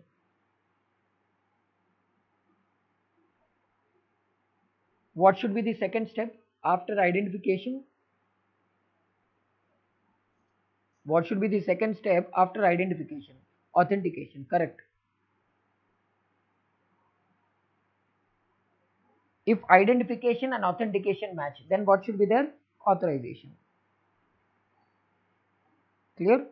Identification, authentication, authorization. Tell me, swiping a card in an ATM machine is what?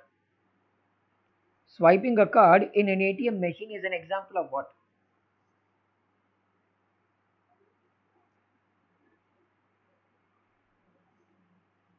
Clear? Swiping a card in an ATM machine is an example of identification, authentication, or authorization. Identification.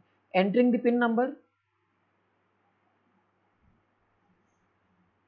Entering the PIN number.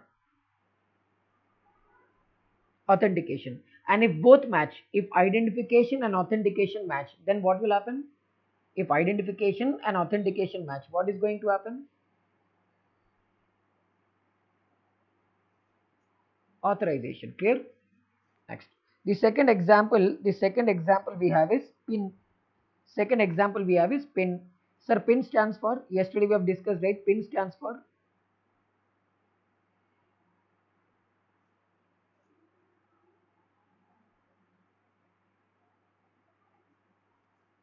personal identification number. Clear? Personal identification number. Then third example we have is smart card. I hope yesterday we have seen, right? Any card which has a chip installed in it. Clear? Any card which has a chip installed in it is called what, sir? Is called as smart card. Next. Fourth one we have is DSC, Digital Signature Certificate. Clear? Digital Signature Certificate. Sir, how do I sign an electronic document? If I want to sign an electronic document, do I need a pen and paper or do I need a DSC? I want to sign an electronic document. What do I need? If I want to sign, I require what, sir? DSC. And then we have cryptography. Cryptography, also called as what, sir? Encryption. Conversion of data into secret codes. We have already seen, right? Conversion of data into secret codes is an example of what, sir? Clear? Is an example of cryptography. So how many examples are there? 5. Access controls, PIN number, smart card, DSC, cryptography. These 5 are examples of boundary controls. Now, second type of control we have is input controls. Clear? Second type of controls we have is input controls.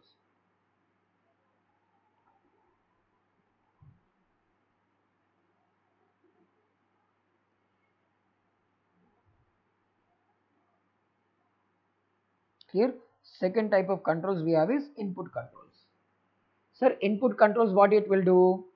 Input controls are for what purpose, sir? To ensure that errors are reduced. Errors are reduced. Now tell, when errors are reduced, speed of recording the data will increase or decrease? When errors in recording decreases, speed of recording the transaction increases. Errors are reduced and speed of data recording increases. Clear? So the objective of input controls is to ensure that the errors in inputting the data reduces so that the speed of entering the data increases. Now in input controls, the first type of input control we have is data coding controls. Data coding controls. Clear? The first type we have is data coding controls. In data coding controls we have 2 types. Clear? The first type of input control we have is data coding controls. In data coding controls we have 2 types. First one is transcription errors. Transcription errors. Second one, transposition errors.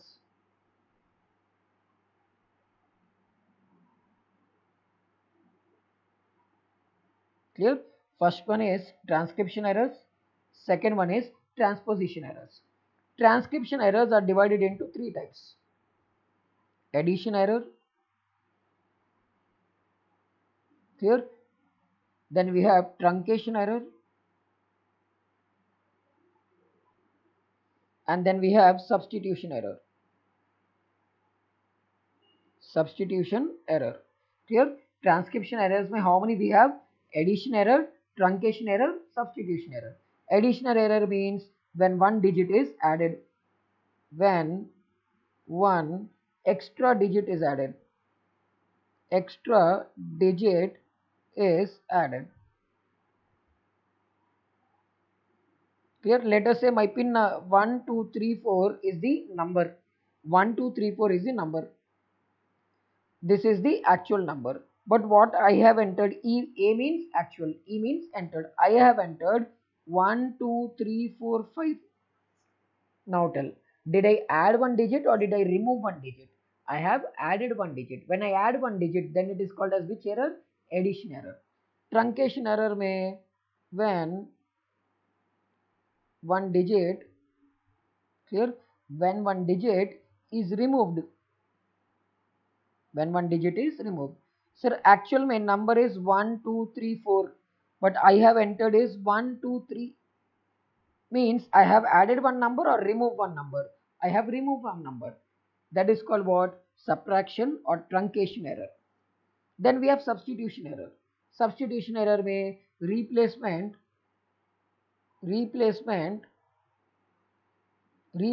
of number. Replacement of number. Actual number is 1, 2, 3, 4. I have entered as 1, 2, 3 and 5. Means one number. Rather than writing 4, I have written 5. That is called which error? Substitution error. Then we have transposition error. So transposition error may we have single transposition error. And then we have multiple transposition error.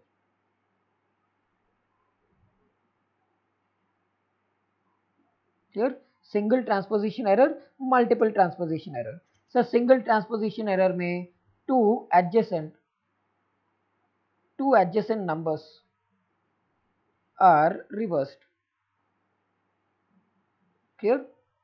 And in multiple transposition errors, two non-adjacent numbers are reversed.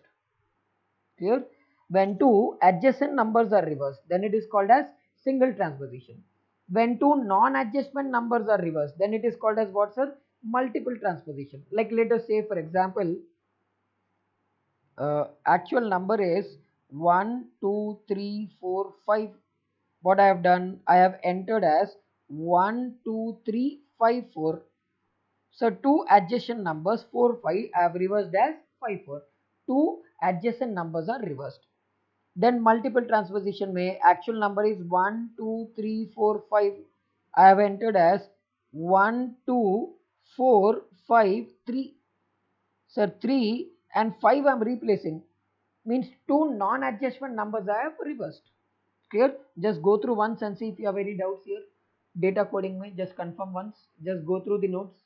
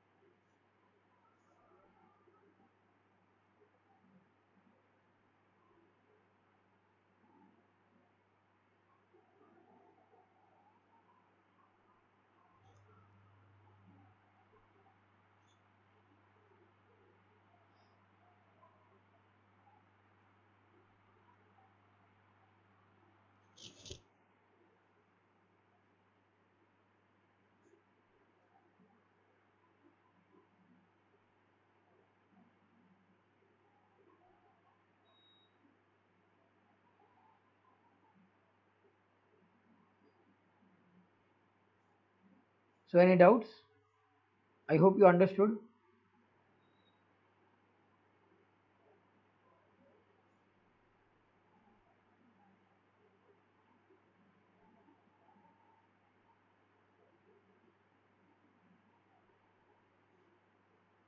Okay. So I hope concept is clear. Next. Then the second type of input controls. Clear? The second type of input controls we have here is clear validation. Clear. Second type of input controls we have here is validation controls. Validation controls. Clear. Second type of input controls we have is validation controls. Sir, validation controls mein first example we have is field interrogation. Field interrogation. Field interrogation. Clear? So don't get confused here. Sir, what is the first type? What is the first type of input control? Data coding controls. Data coding controls mein how many we have? Transcription and transposition. What is the second type of input control? Validation controls. Validation controls mein first type of validation control is field interrogation. Sir, field interrogation mein we have multiple types. Field integration mein first one we have is limit check. Here limit check. Second one we have is picture check. Third one we have is valid code check. Then we have is check digit. Then we have arithmetic check. And then we have cross check. Clear? These are the examples of what, sir? These are the examples of field interrogation. Clear? Examples of field interrogation which comes under validation controls. Now tell me how many digits are there in a phone number? How many digits are there in a phone number? In India, how many digits are there in a phone number? 10 digits. Now, if clear, let us say you are filling your examination form. Clear? You are filling your examination form. If you enter 9 digits or 11 digits, will it accept your exam form? If you enter less than 10 digits or more than 10 digits, will it accept your exam form or will it reject your exam form? It will reject your exam form. Why, sir? That is, who is doing that? Limit check. Who is checking whether the number what you have entered is according to the predefined limit or not? Whether you are entering a number as per the predefined limit or not, that is called limit check. So what will limit check do? Check whether data entered is as per predefined limit or not. Predefined limit or not. Limit or not. Example I told you. Example I gave you an example of contact number. Your contact number is of 10 digits. If you try to enter less than 10 digits, it will not accept. You try to enter more than 10 digits, it will still not accept. Then we have picture check. Picture check will verify for invalid characters. Here it will verify for invalid characters. Like let us say I want to create a email ID xyz clear /123@gmail.com. Now tell, can I use hash symbol while creating an email ID? Can I use this symbol while creating an email ID? Possible or not possible?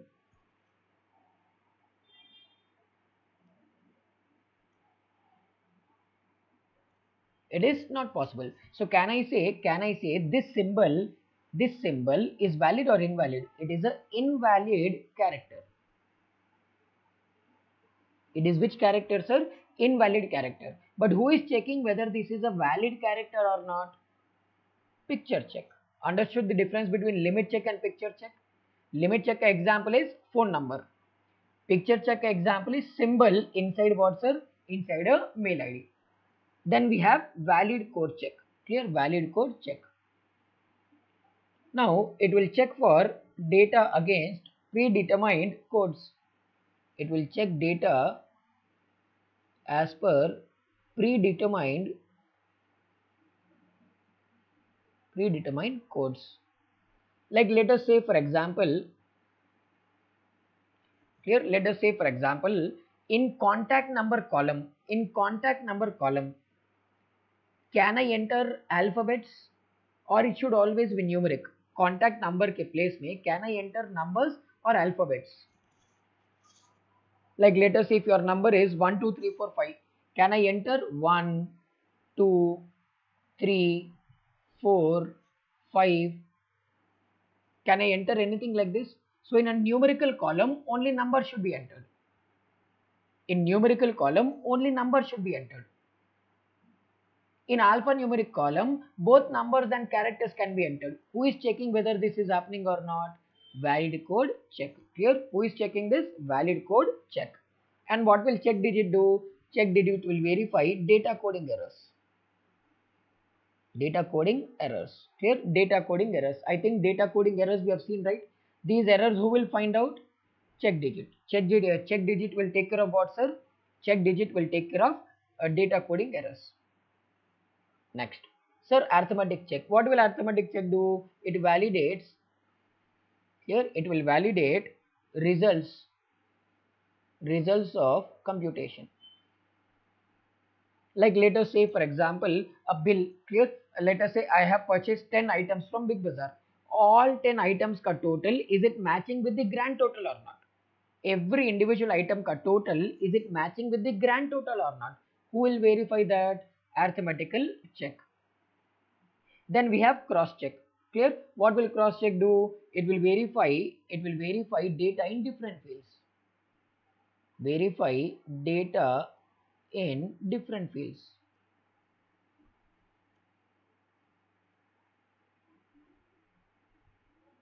Different fields. Like let us say for example, whenever you're creating any account, whenever you're creating an account, it will ask for, sir, password, and below that it will say confirm password, correct?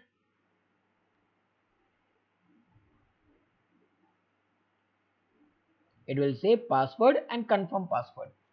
In case the password here entered is XYZ at 123, here you entered XY at 123. Password in both the places is matching or not matching? Password in both the places is matching or not matching? It is not matching. Who will check whether this is happening or not? Two places में you have entered data. Both the places में you have entered different data. If both the places में if you enter the different data, will it accept or reject? It will reject. Who is doing that for me, sir? Cross check. Understood? So now tell me, here now tell me, if I like contact number, in a contact number column, I enter only 9 digits or I try to enter more than 10 digits. Who will check whether it is valid or not? Who will check whether it is correct or not?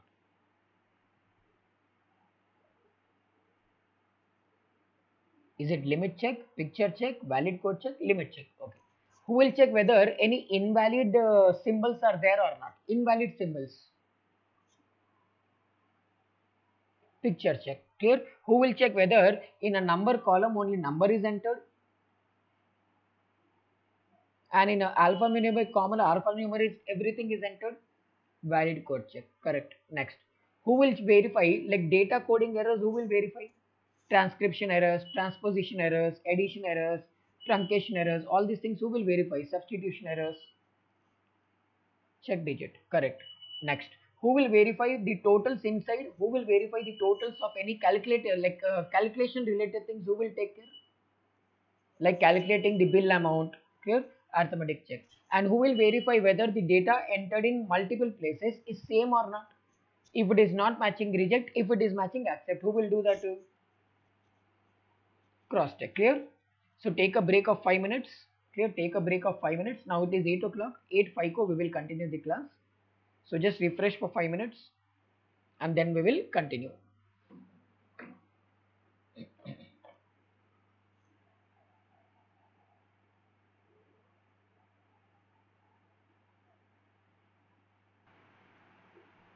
If I use an incorrect file, what will happen? Processing will also be incorrect. So that is why I should select the proper version, means latest file only should be selected for processing. If outdated file is selected for processing, processing will be incorrect. Clear? And then we have external and internal labeling. Labeling means naming the files. Like let us say, for example, do I have all these labels here or not? I have all the labels here. Clear? Let us say I have here a label like SMA 2022, EIS 2022, CMA Inter. Then we have CMS BCK, Economics for CA Inter, Economics for November 22 and May 23 exams, PR Academy EISSM, Lakshya EISSM. Like that, I'm having multiple files or not. But why did I name these files? This naming will help me to easily understand which academy may, which subject, which batch I'm taking. Correct or not?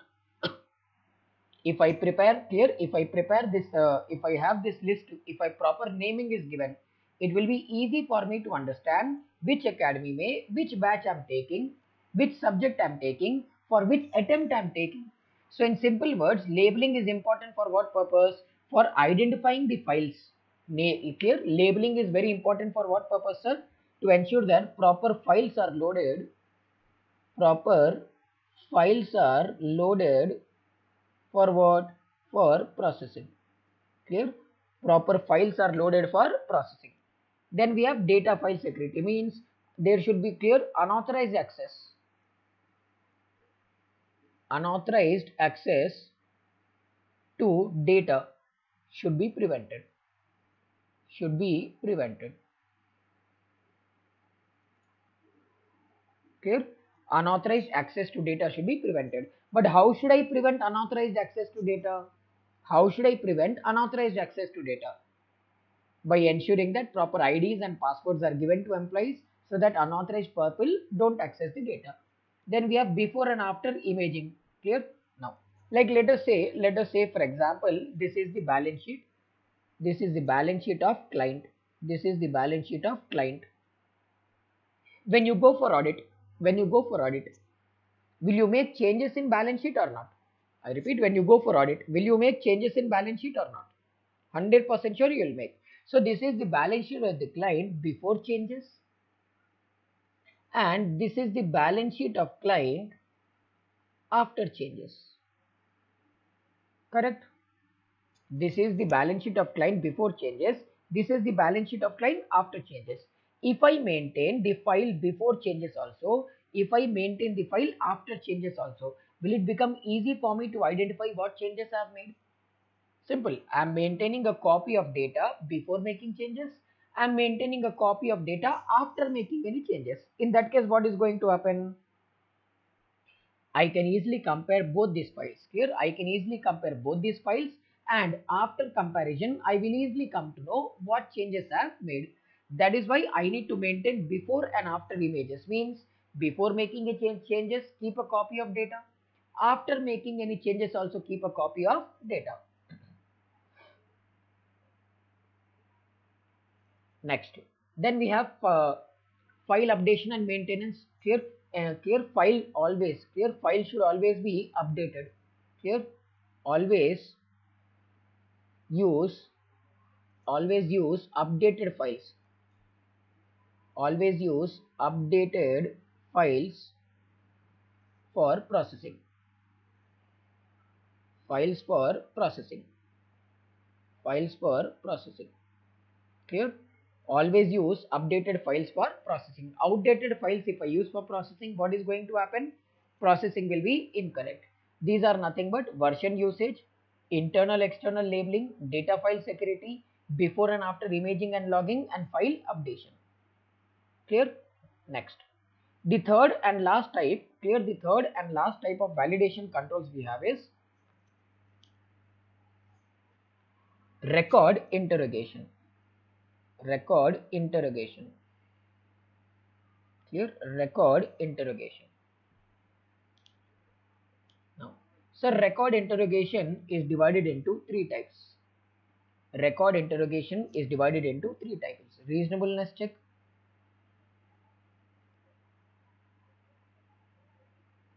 reasonableness check,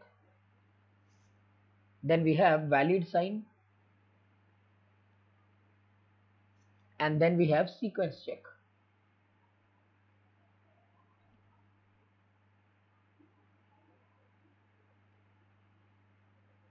sequence check. Clear? How many we have, sir? Reasonableness check, we have valid sign check, and we have sequence check. Sir, what do we mean by reasonableness check? Check whether, here it means check whether data entered, here check whether data entered in a field is reasonable or not. Reasonable or not means, let us say, here let us say in ID column I am entering password. In password column I am entering ID. I repeat, in a username column I am entering password. In a password column I am entering user ID. Will it allow me to log in or will it reject my login request? If in username column I am entering password column may I am entering username, will it allow me to log in or reject my login request? System will reject my login request. Who is doing that? That is done by someone called reasonableness check. Clear? Next, then we have valid sign. Sir, valid sign means check. Clear? Valid sign verifies, clear, checks accuracy of numerical fields. Numerical fields means wherever I enter numbers, that field who will check whether the numbers entered by me are correct or not? Valid sign check. And then we have sequence check. It will check whether data is being, here data is being processed in correct sequence or not. Correct sequence or not. Like let us say for example, there are 5 people. Number 1, number 2, number 3, number 4, number 5. All 5 people are trying to book, clear, let us say a ticket, train ticket. Clear? All 5 people want to book a train ticket, and all these people want to book in, clear, in first AC seat number 5. Seat number 5. Everyone, sir, this fellow also wants to book seat number 5. This will also want seat number 5. This will also want seat number 5. This will also seat number 5. This will also seat number 5. Now, who will be allotted this seat? Can everyone be allotted the same seat, or whichever person makes a payment first? Who will be allotted this seat? Everyone will be allotted this seat, or only a person who is making the payment first? Only the person who is making the payment first will be allotted this seat. Only the person who is making a payment first will be allotted this seat. That is called what? Sequence check. Checking whether any person who pays first in a sequence will be allotted this seat. That is called which check? Sequence check. I hope you understood these concepts of record interrogation. Any doubts, anyone?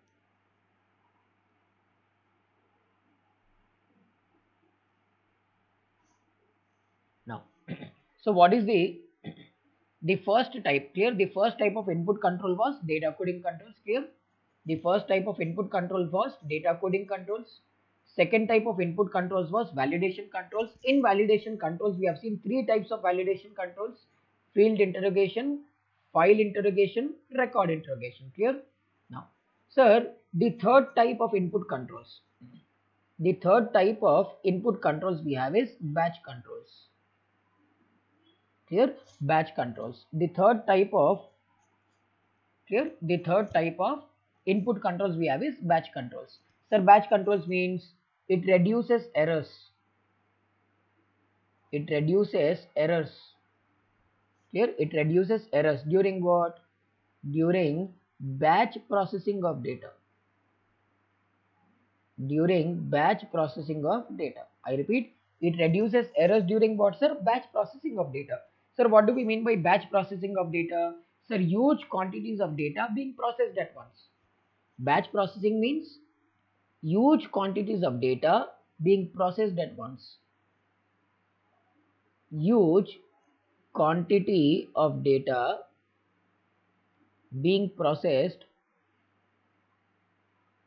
here at once. I repeat, when huge quantities of data is being processed at once, then it is called as batch processing. Since huge quantities of data are getting processed, I repeat, Since huge quantities of data is getting processed, what is going to happen? There are chances that some data might not get processed. There are chances that some data might not get processed. That is why who will ensure that all the data is being processed? Batch controls. And the last type of input controls. Last type of input controls we have is clear. The last type of controls we have is source document controls.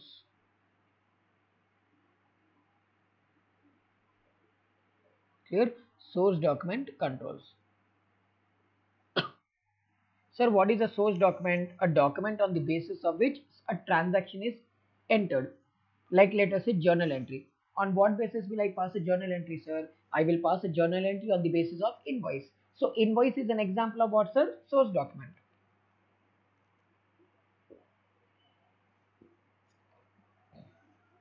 Now, with respect to source document,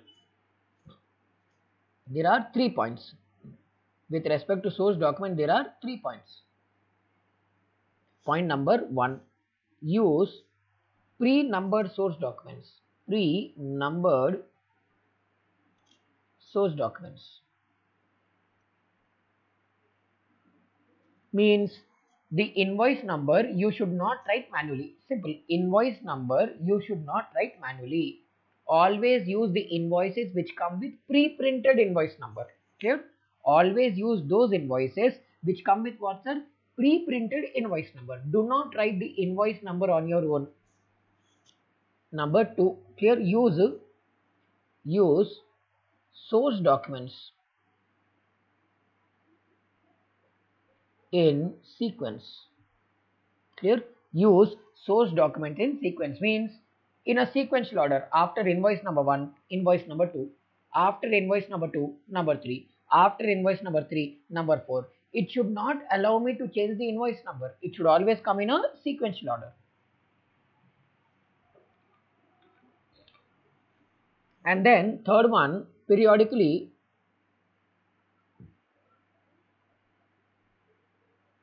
clear, periodically audit what, sir? Source documents. Means check whether, clear, auditor should check whether pre-numbered source documents are being used or not, and source documents are being used in a sequential order or not. This is called what? These are nothing but source document controls. So how many controls we have seen in total? We have seen 4 controls. Before we move further, clear, before we move further, let us discuss some MCQs. We have done boundary controls, we have done input controls. Now let us see processing controls. Now third type of controls, processing controls.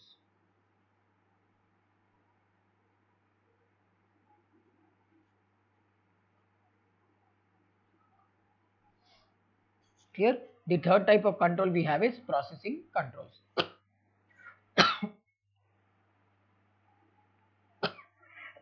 Sorry.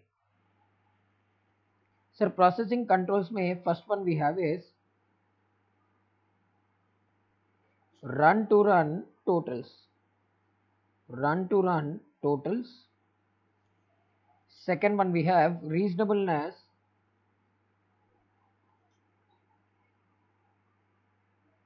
Reasonableness verification. Then we have edit check.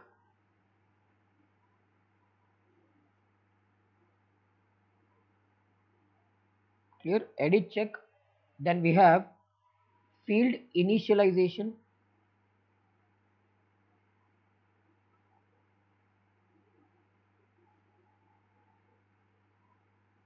Then we have exception reports. Clear? Exception reports. Clear? Now, run to run totals are there. Reasonableness verification is there. Edit check is there. Field initialization is there, and exception reports are there. Now, sir, what is run to run total? Run to run total is a control which verifies. Clear? Run to run total is a control which verifies data when, clear, which verifies data when data travels. Clear? when data travels through multiple stages through software, travels through software. Clear? Like let us say for example an accounting software. Clear? Let us say for example accounting software. Accounting software में journal से data will travel to ledger. From ledger it will travel to trial balance. From trial balance it will travel to P&L account. From P&L account it will travel to balance sheet. So whether now whatever amount I've entered in journal entry, what is the guarantee that the same amount is reflected in ledger? The amount what I entered in ledger is the same amount or not which is entered or not. How do I know? Journal value is reflecting in ledger or not? Ledger में what amount I entered, is it same thing is copied in trial balance or not? What amount I have entered in trial balance is the same amount being copied to P&L account and balance sheet or not? Who will check and tell? Run to run totals will check and tell. So when data has to pass through multiple softwares, then it is called as run to run total. So reasonableness verification we have already done here. I think we have done here reasonableness verification. Yes. Clear? Reasonableness verification already done. Then we have edit check. Clear? What will edit check do? Edit check will do two things. It will verify accuracy. Clear? It will verify accuracy and completeness of data. Completeness of data. Clear? What it will do, sir? It will verify the accuracy and completeness of data. Means whether the data entered by me is correct or not. Whether the entered data entered by me is complete or not. Who is going to check? Edit check. So who will tell me whether the data, let us say I have entered only 9 digits. Who will tell me whether the 10th digit is like whether the data is complete or not? Edit check. And the data what I have entered is correct or not? Who will tell you? Edit check. So correctness also it will tell, completeness of data also it will tell. And then we have field interrogation. Field interrogation will ensure that there is no overflow of data. Ensure that there is no overflow of data. Overflow of data. Here it will ensure that there is no overflow of data. Let us say for example your name. Can you type your complete name in one column or three different columns are given? Three different columns are given. First name, middle name, last name. Why? Because of all the data is entered in one place only, it becomes difficult to analyze. Who is creating multiple columns for you? Who is checking whether all the data you are entering in one place or not? Field initialization. And exception reports what, sir? Exception reports will help to find out errors. Errors in processing. Errors in processing. Errors in processing. Who will help me to find out? Clear? Errors in processing. Who will help me to find out? Exception reports. Clear?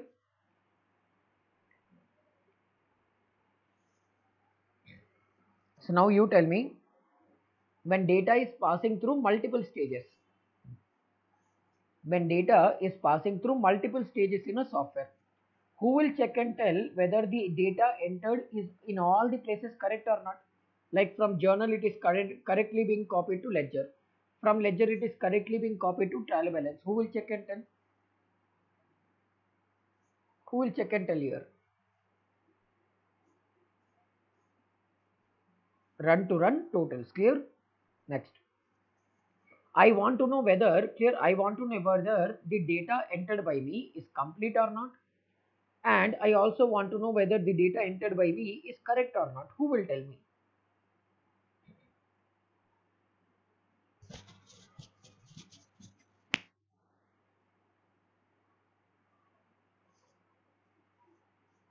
Completeness and correctness of data. Who will going to win?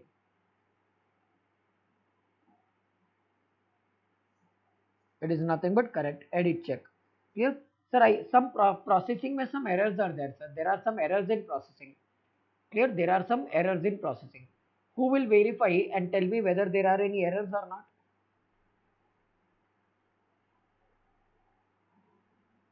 There are errors in processing. Which type of errors are there? How will I know?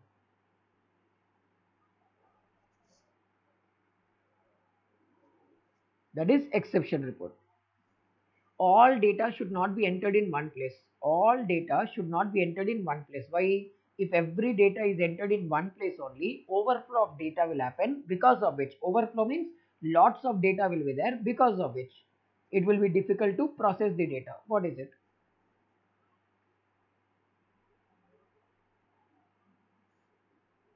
Field initialization. Clear? This is which controls, sir? Processing controls. So you want me to continue the class, or should I revise before we close the class? I think we have done lot of controls today. So you want me to continue controls, or we will revise for 5-10 minutes and then close? Clear? We will revise and then close, because I hope everyone is fine with that.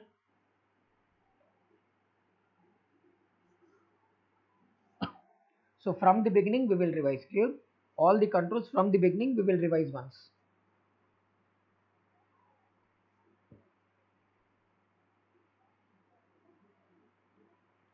Sir, controls will provide me absolute assurance or reasonable assurance? Controls will provide me absolute assurance or reasonable assurance?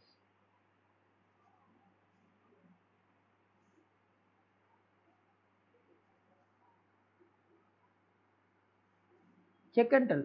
Clear? It will provide me absolute assurance or reasonable assurance? It will provide me reasonable assurance. Now tell, reasonable assurance means 100% guarantee or less than 100% guarantee?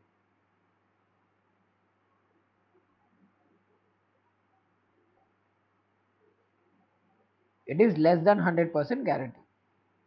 Now, who will help me? Who will help me to ensure that undesired events are? Who will help me to ensure that my errors are prevented?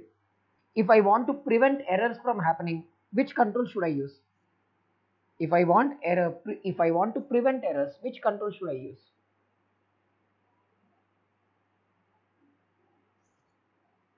Preventive controls.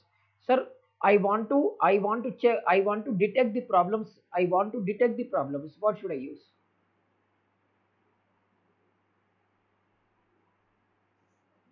Next. Sir, I want to take corrective action against the problems. I want to take corrective actions against problems. Corrective controls. Clear? Next.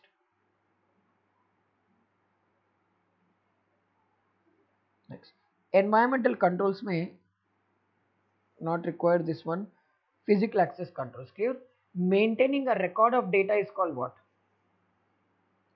Maintaining a record of data is called what? Logging. Clear? And logging is of how many types? Two types, manual and automated.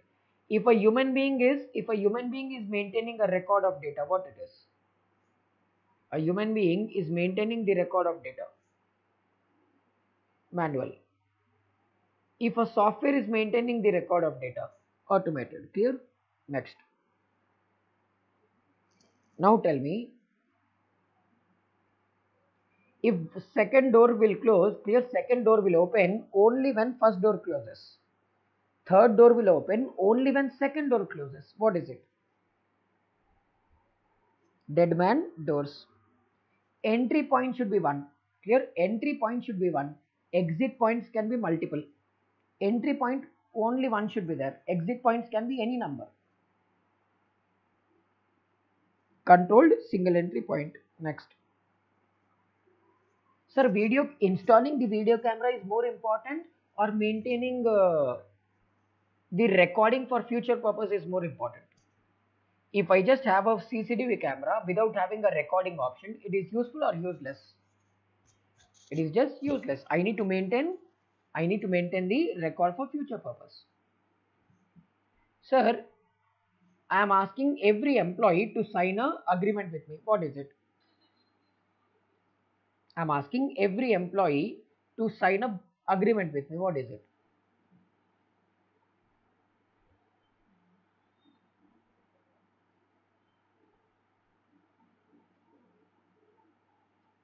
Bonded personal. Sir, which law? Clear? A physical key is required for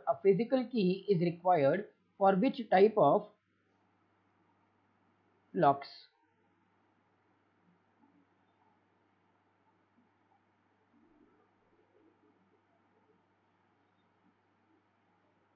Bolting door lock.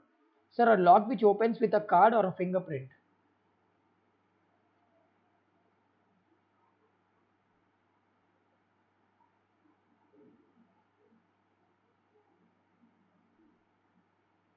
Next. Sir, a lock which opens with a 4-digit PIN number.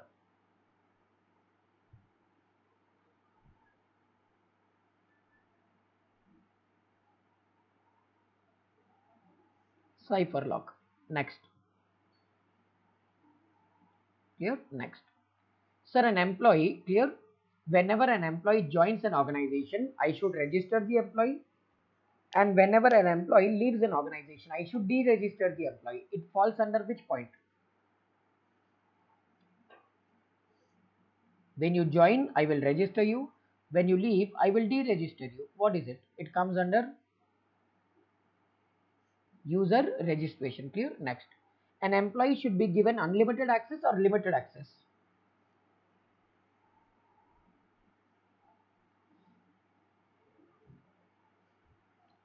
Limited access. Clear? Next.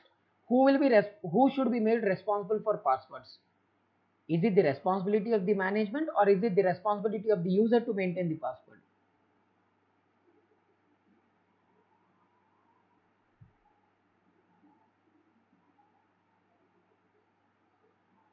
It is responsibility of the user. Clear? Next. Sir, server will switch on, all the devices will switch on.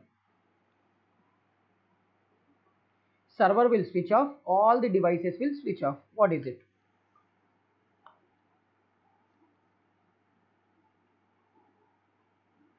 Automated terminal identification. Clear? Next. Then it is not mandatory for me to give access to you. I repeat, it is not mandatory for me to give access to you. If I feel like giving, I will give. If I feel not to give, I will not give. What is it? Discretionary access control. Next. Sir, access to computers will be given. Access to computers will be given only during the working hours. Access to computers will be given only during the working hours of a business.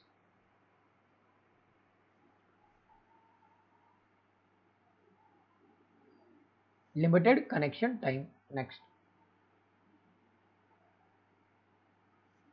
Sir, public network and private network. In between a public network and private network, which technology will be there to prevent hacking related things?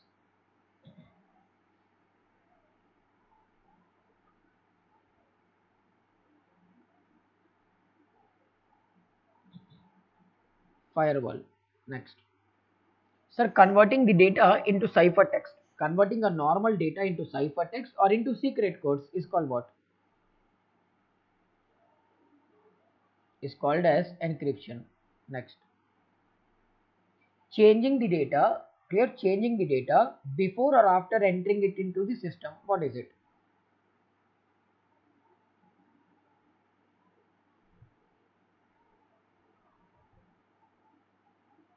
Changing the data before or after entering it in. Is it called as data editing? Correct. Next.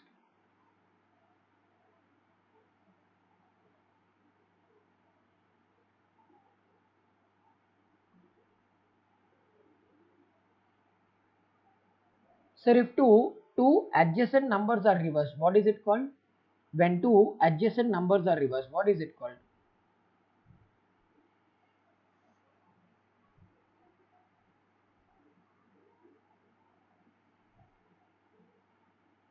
Single trap. When two different numbers are reversed, when two different numbers are reversed, then it is called as multiple transposition errors. Clear? Multiple transposition errors.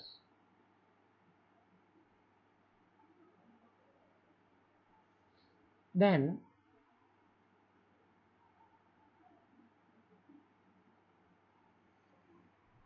sir, when huge quantities of data is processed at once, when huge quantities of data is processed at once, what is it called?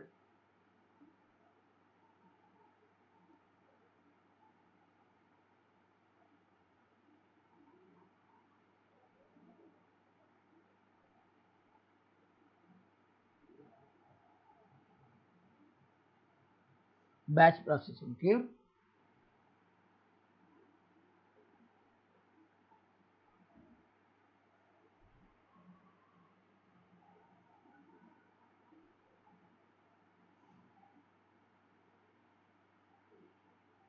Clear? So these were the concepts with respect to controls.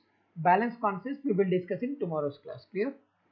So tomorrow we will finish controls and start with some concepts. We will start with little bit of auditing part also. Clear? And for tomorrow, what you do is, for tomorrow's task, what you can do is go through. Clear?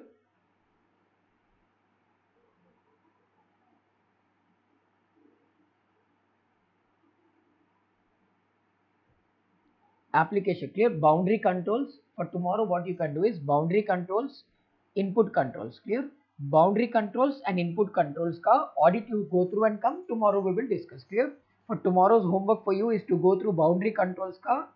Clear? Boundary controls, input controls, processing controls.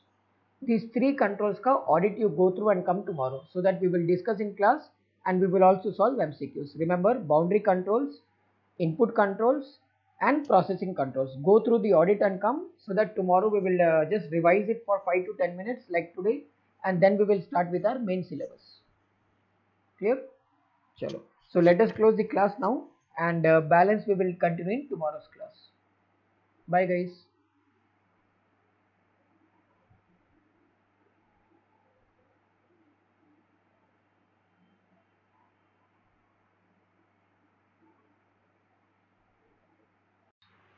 Sir, output controls में we have, clear, output controls में we have different types of controls. Number one, clear, first type of output control we have is report distribution, clear,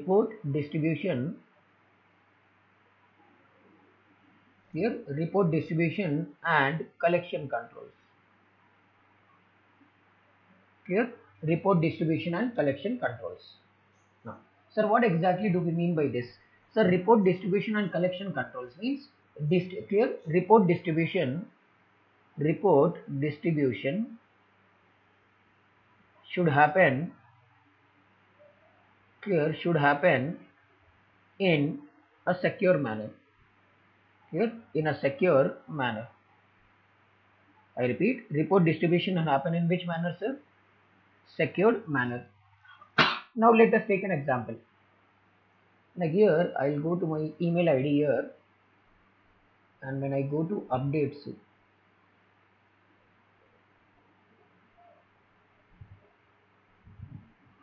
here, I have received a bank statement for the month of March. Clear? This is my bank statement for the month of March. Assume that by mistake, bank has sent this bank statement to someone else. Okay, assume that by mistake bank has sent this bank statement to someone else. If someone else clicks on this link, if someone else clicks on this PDF file, is it opening or asking a password? It is asking a password. It means is my bank distributing the PDF file of my bank statement in a secured manner or unsecured manner? Secured manner. This is called what? This is called as report distribution should happen in which manner? Secured manner. Now, just the second one we have is controls over, clear, controls over printing. Clear? Second type of output controls we are having is controls over printing. It means what, sir? Clear? And business organization should ensure that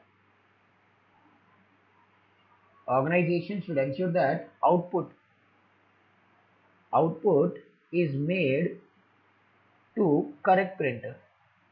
Correct printer means correct printer should be selected for output. Why, sir? Because if incorrect printer is selected for output, assume if incorrect printer is selected, then what is going to happen? If not, then unauthorized person will be able to access my output. Clear? So it happens what? Information might be disclosed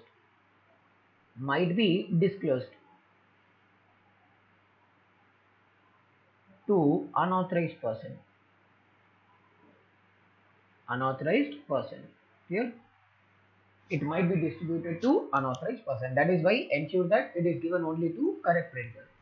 Then we have spooling also called as queuing. Here, queuing. It means what, sir? User should be able to clear. User should be able to clear. User should be able to use clear system during print operation. During print operation. Tell me, when you're printing a document, does it mean that you should stop using your computer? I repeat, when you're printing some documents, does it mean that you should stop using your computer? No. Even during printer also, even during the print operation also, I should be able to use my system. That is called what? Spooling or queuing. Next. Then we have fourth one. Sir, then we have retention controls. Retention controls. Sir, what do we mean by retention controls? Retention controls is duration for which output, clear, duration for which output should be clear, should be maintained before it gets deleted. Before it gets deleted. Here I repeat, duration for which output should be maintained before it gets deleted. Let us say for example, this is one file and I delete this file. Clear? I delete this photo. Now coming back here and see here and tell me, here, see here and tell me what it is telling you. It is telling that how many days it will keep these photos? Maximum 30 days. Maximum 30 days. After 30 days, automatically all photos will be deleted. This is called what? Retention control. Means, like let us say accounts apna, your income tax data. You have to maintain for how many years? 8 years. After 8 years, you can delete the data. So what is the maximum number of years for which I should maintain income tax related data in my database? Maximum 8 years. So for how many days or how many years or for how much duration I should maintain my data before I delete my data myself. That is called what? Retention controls. Then we have here. Then we have logging of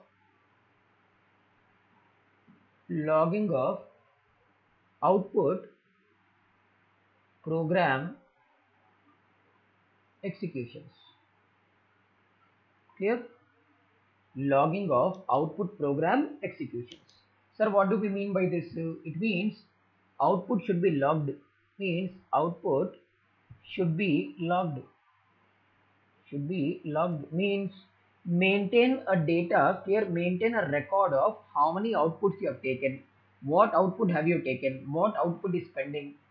Output has been given to whom? Output is yet to be received by whom? All that data if I maintain, unauthorized access to data can be prevented. And last one, sir, all sensitive data, here all sensitive, here all sensitive stationery. What should I do? Keep in custody of responsible official. Responsible official means, like let us say let us say for example in ICAI, what is the stationery important in ICAI, sir? Like exam forms, result, all this data, whatever form printed documents are there, that should be kept in a safe locker, and access to that safe locker should be given to everyone, sir? No, it should be given only to limited number of people. This is called what? Output controls. Next. After output controls, we have, sir, database controls. Here, after output controls, we have database controls.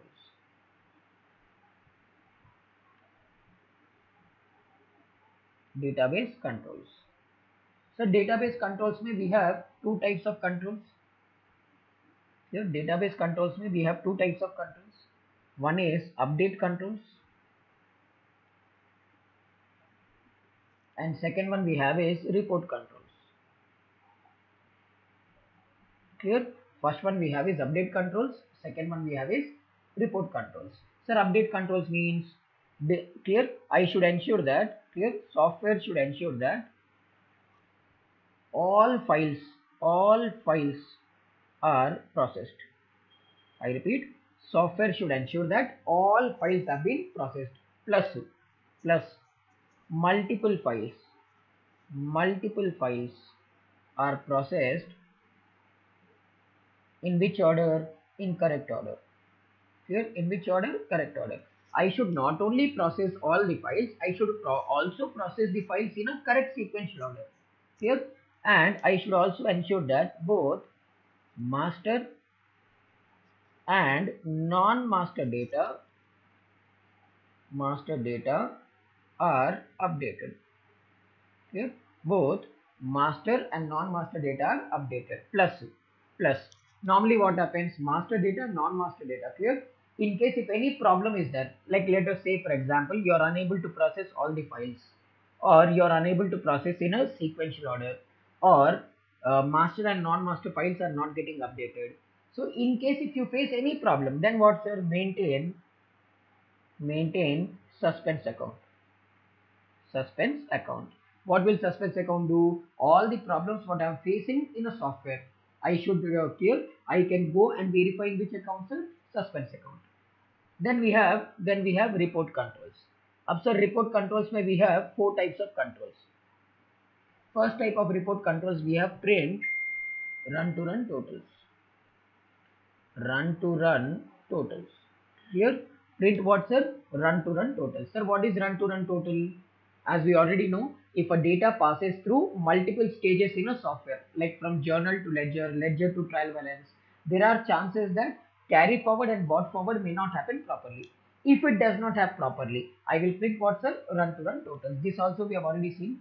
Next, then print suspense account. Suspense. Here, print suspense account. Why, sir? Because I know some problems are there in the software. How will I know whether there are problems in a software or not? Print the suspense account, simple. Then I can clear then existence and recovery controls. Here existence means backup. Existence means backup.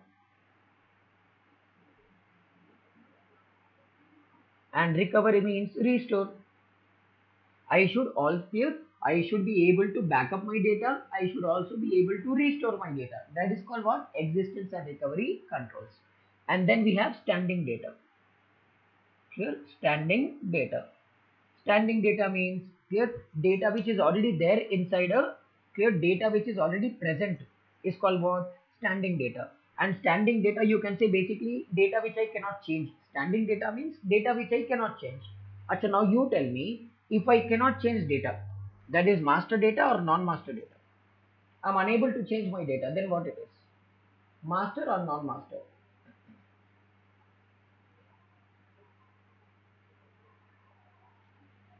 Master data, clear? These are nothing but database controls. Now, sir, what is the last thing? The last control pending with us is uh, communication controls.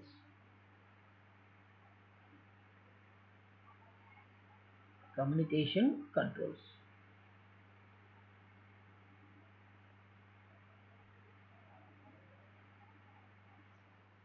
Communication controls means clear. Communication controls means first one we have is physical component controls. Physical component controls.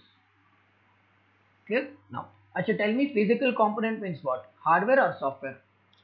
Physical component means hardware or software?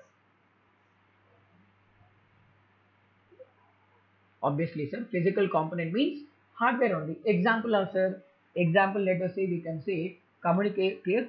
Physical component controls mean many things will come. Like first thing what we can see is modem, clear?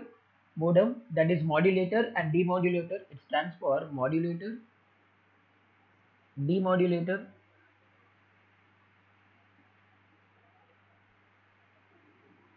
Then second one we have is communication lines. Communication lines. So these communication lines can be public, it can be private, it can be leased. Clear? Like let us say for example, here communication line means the way in which we communicate. It can be either public or private or leased. Let us say for example, the SIM cards what we use. The SIM cards what we use is an example of what? Public. The SIM card what we use is an example of public. Clear? Next, I'm having my own communication system, sir, private. Leased means communication as a service. This we have already discussed in chapter 4, clouds. Next, sir, one more example we have here is transmission media. Transmission media. So transmission media can be of two types. Clear? Transmission media can be of two types, guided and unguided. Here, transmission media can be of two types, guided, unguided. Sir, wired network is guided. Wired network is guided. Wireless network is unguided. Guided network is also called as connection-oriented network. Unguided network is also called as connectionless network. Clear? Now, sir, the second type of control what we have here is line error controls. Line error controls. Clear? Line error controls. Sir, what do we mean by line error controls? Sir, whenever data is getting transmitted, some error may happen. Let us say sometimes suddenly Zoom. Remember 2-3 days back, even though I am trying to connect my screen was automatically getting disconnected. Every 10-15 minutes, screen was getting disconnected. So what I had to do, I had to end the meeting, again start a fresh meeting. You all logged into the class. That is an example of what, sir? Line error control. Sometimes you will be like, we are on a call. Sometimes you may not be able to listen to my voice. Sometimes I may not be able to listen to your voice. Sometimes we both will not be able to listen to each other's voice. Sometimes even though I'm having a signal, call will not get connected. They are all examples of what, sir? Line error controls. Clear? So that is why we can say whenever data is getting transmitted here, whenever data is getting transmitted, it might not be received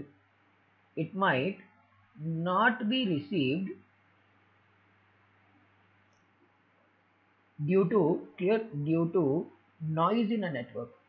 Noise means disturbance, problem in a network. Clear? Next, sir, the third example under communication controls. We have is topological controls. Topology controls. Here, topology controls में we have LAN, MAN, WAN. Here, topology controls का examples are LAN, MAN, WAN. Sir, LAN stands for, can someone tell what is full form of LAN? Full form of LAN, can anyone tell?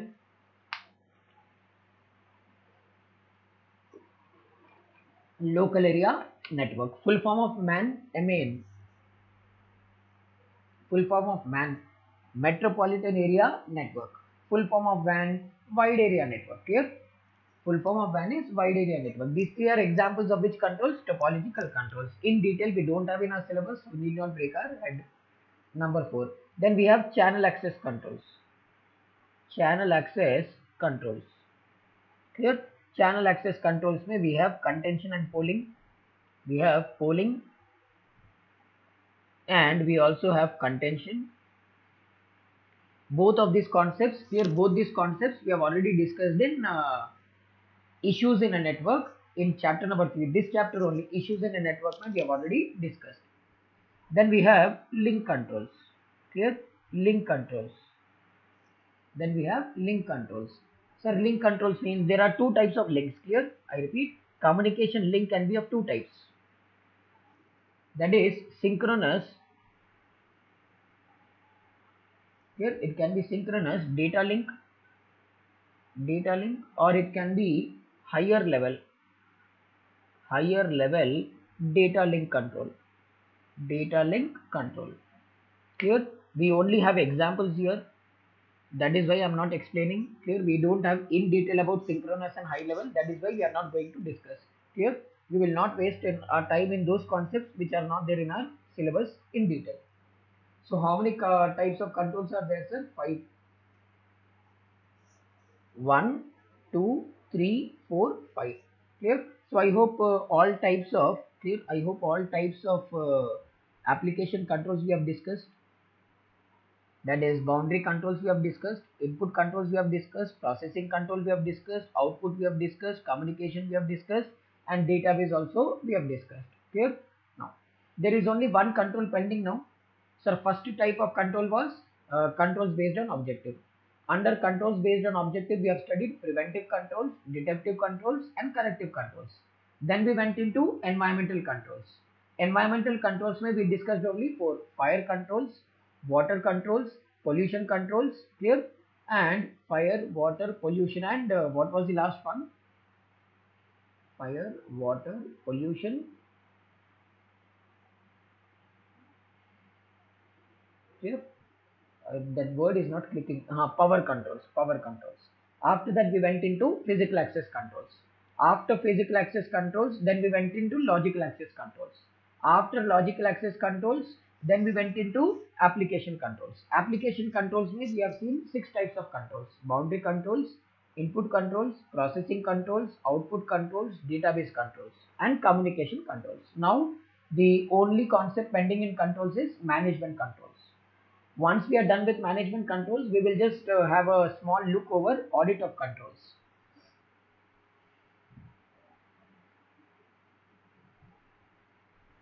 Management controls.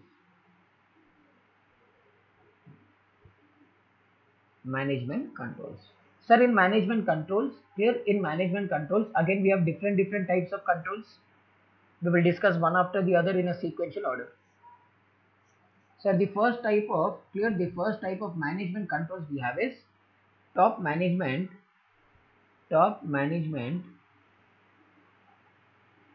and information system management controls. Clear? What controls are? Top management and information system management controls. Here we have 4 types of controls. Under this we have 4 types of sub controls. The first type of sub control we have is planning. Now tell me, how many levels of management are there in general? How many levels of management are there? 3 levels. Lower level, middle level, top level. So who prepares the plan? This we are going to study in detail in strategic management, but at least you should know, right? In general, which level of management prepares the plan? Top level management. So planning may we have 3 concepts. Planning may we have 3 things. First one, prepare a plan. Top level management will prepare plan. Then, and during preparation of plan, they will come to know types of plans. What types of plans they can prepare? And then they can appoint steering committee. Then it is role of steering committee.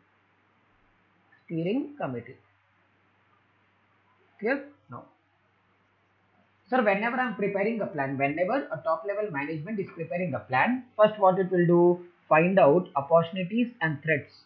It will find out opportunities and threats of information technology. Sir, opportunity means an advantage, a favorable situation. Threat means an unfavorable situation. Clear? A favorable situation is called as opportunity. Unfavorable situation is called as threat.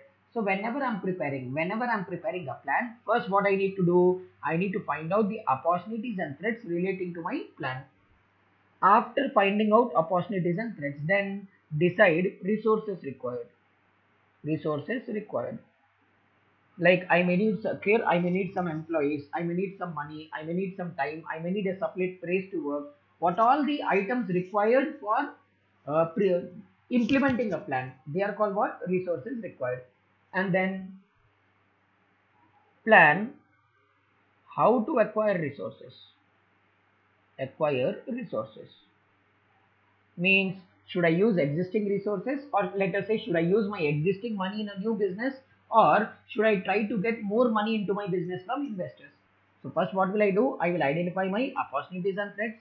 Then I will decide what resources are required, and then I will plan of buying or hiring resources. And then whenever I'm preparing a plan, there are 2 options. Option number 1, strategic plan, and option number 2 can be operational plan. Clear? Now, so strategic plan is long term and operational plan is short term. Clear? So short-term plans are also called as operational plans. Long-term plans are also called as strategic plans. So my management can either prepare a operational plan also, they can prepare a strategic plan also, they can prepare both types of plans also. And then what's a steering committee? So steering committee is nothing but group of people. Here they are nothing but group of, or you can say team of people. Team of people responsible for overall information technology. Responsible for overall information technology. My complete company ka information technology who will take care? My complete company ka information technology will be taken care by someone called, here will be taken care by someone called steering committee. Here, next. So how many steps are there, sir? 3 steps. Preparing a plan. During preparing a plan, I will come to know what type of plan I should prepare. Plus, I will appoint a team of members, a group of members who will take care of what? This team of members will take care of complete information technology of my business. Next. This is step number 1, planning. Then after planning, what will I do, sir? I will do organizing. Here, then comes organizing. Organizing me what, sir? Organizing me, I have 2 things. Number 1, resourcing. Here, number 1, resourcing. Resources means buy the resources. Buy resources. Here, I will buy those resources. Here, resources for which adequate funding is required.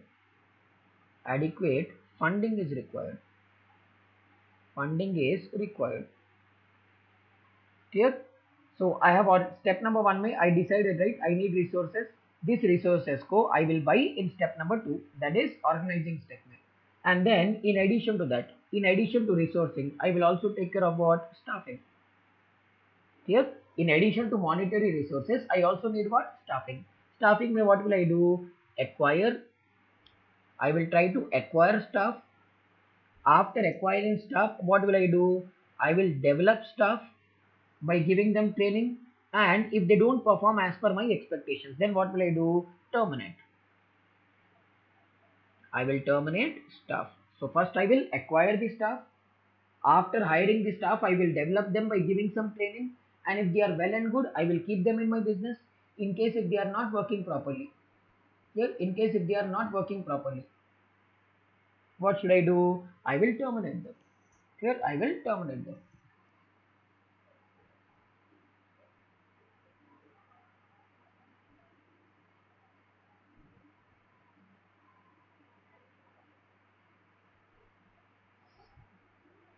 Next, this was step number 2. So step number 1 is planning.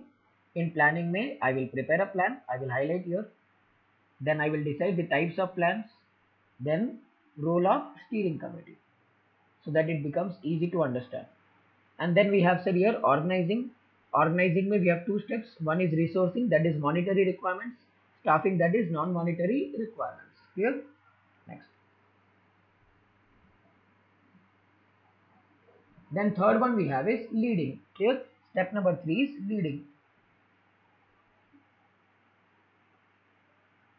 Clear? Leading. Leading means motivating. Clear? Leading means motivating and communication. Leading means motivation and communication.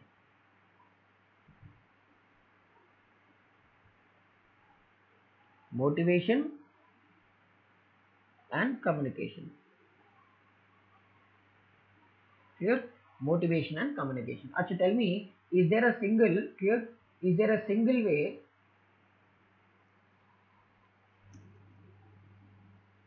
Is there a single way to motivate everyone? Or everyone's motivation is different? So there is no single way to motivate everyone. There is, clear? There is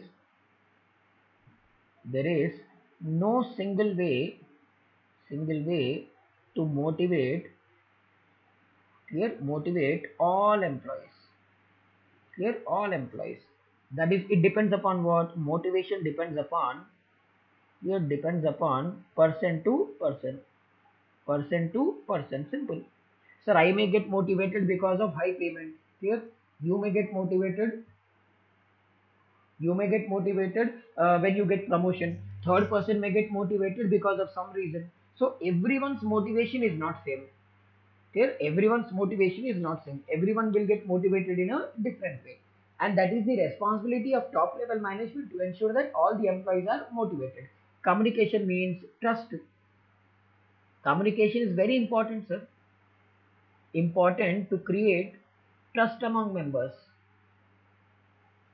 Create trust among employees. Sir, my top level management should continuously be in touch with here.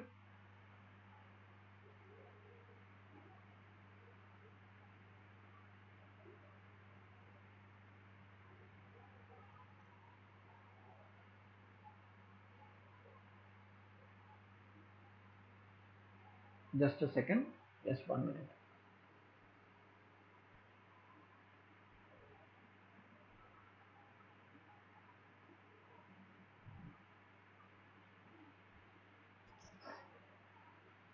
Understood?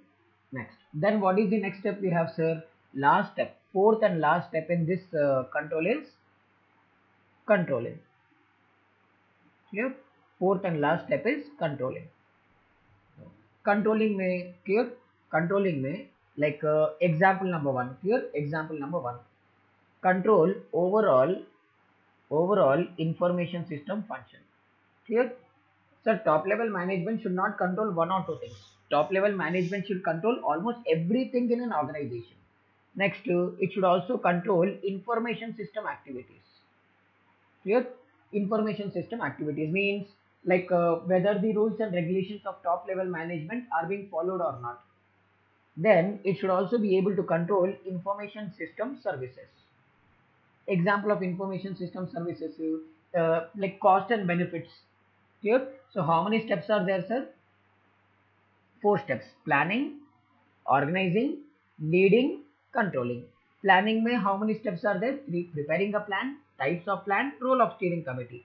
Organization में resourcing, staffing. Leading में motivation and communication. And then we have controlling. Controlling में 3. Overall IT function, IT activities and IT services. Everything should be controlled by whom, sir? Top level management. Everything should be controlled by top level management.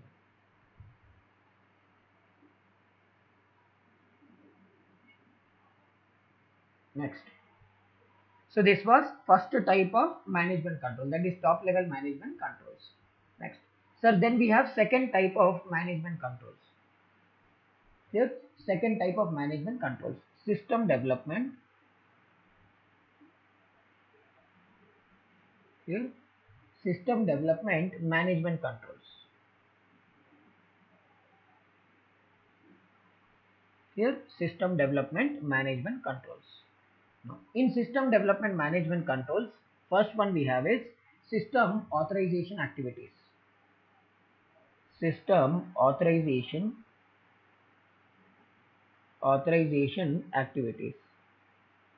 Here. Now, second one we have is user specification activities. User specification activities. Third one we have is technical design activities.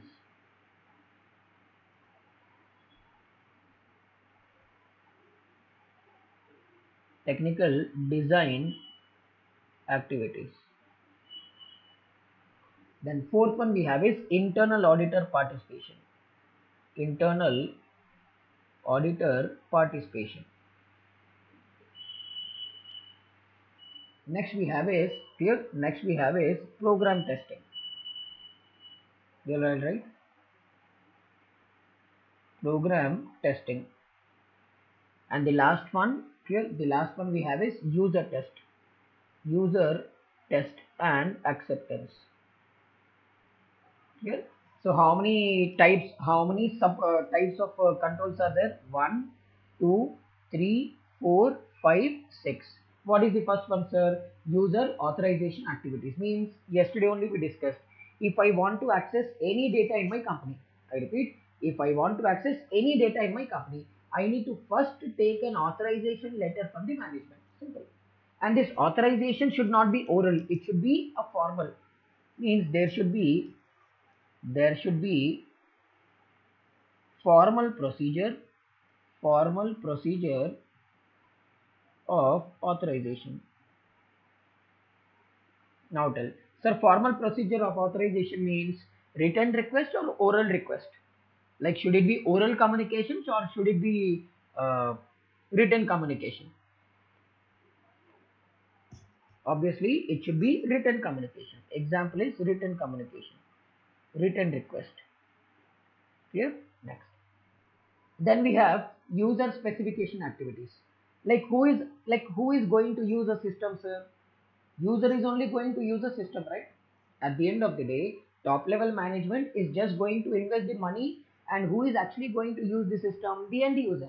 That is why system development control says that a user should be involved in system development.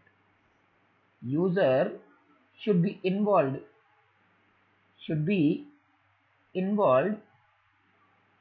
in what, sir? In system development.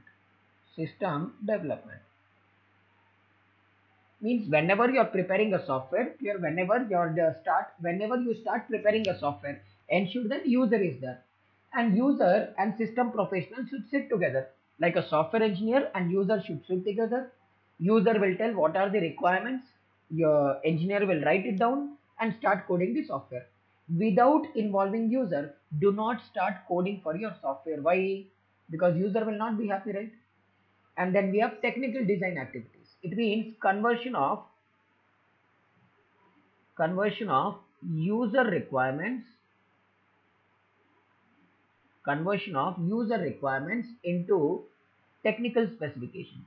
Technical specification means, so step number 2 may user told me some XYZ features users want, and in technical design activities, software engineer is converting these into actual features. In step number 2, user is telling that I want these features. Step number 3 may, I am actually converting whatever I've spoken to my user. According to them, what am I doing? I'm preparing a feature and giving it to them. Then we have internal auditor pathway. Obviously, sir, auditor should also be involved during system development. Who is going to verify the software, sir? Obviously, auditor.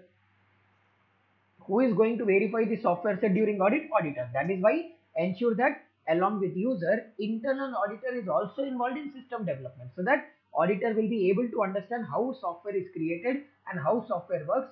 It becomes easy to audit. So that is why auditor should be involved. Involve auditor. Clear?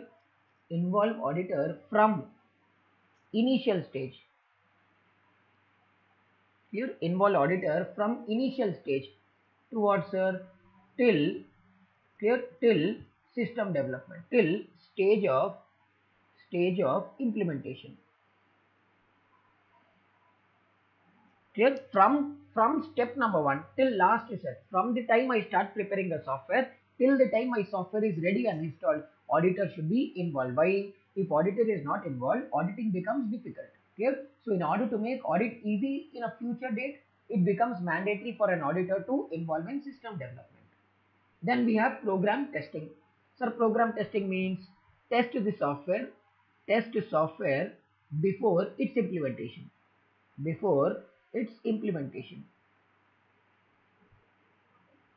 Clear?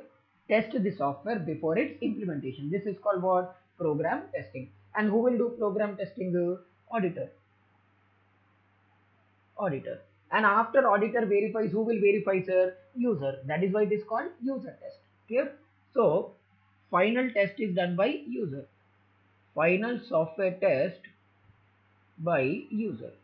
So first who will test it? First auditor and management will verify, and after the auditor and management give a green signal to the software saying that everything is fine, then user will verify, and once user confirms everything is fine, then only I will implement a software. Otherwise, I will not implement a software.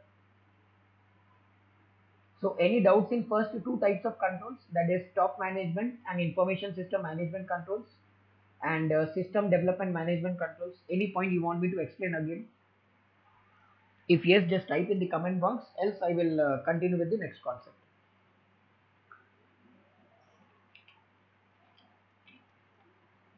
No doubts? Okay. Next. So the third type of management control we have is Programming management controls. Programming management controls. Clear? Programming management controls. Sir, programming management controls में we have multiple, clear, we have multiple options. Like first one, planning. Clear? First one we have planning. Second one we have designing. Third one we have is coding. Clear? Sir, planning में I can plan my software. I can plan, clear, I can prepare my software. I can start programming my software either using PERT technique or using WBS technique. Clear? PERT stands for Program Evaluation and Review Technique. Or I can also do my work in work breakdown structure technique. Clear? PERT stands for Program Evaluation and Review Technique. I will write here. PERT means Program Evaluation and Review Technique.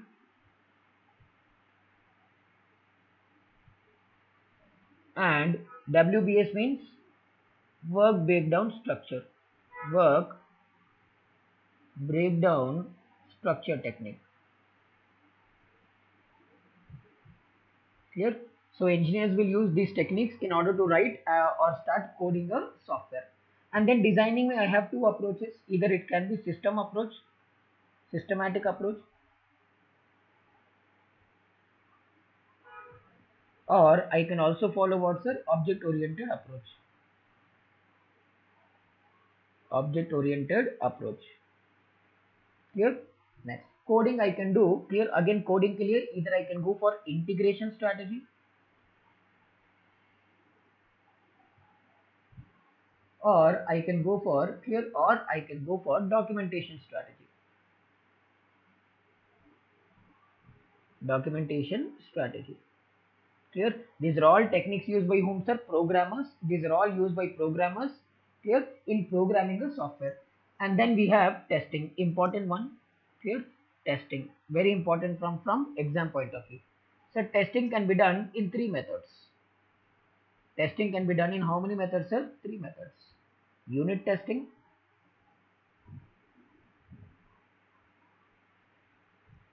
clear? Then integration testing,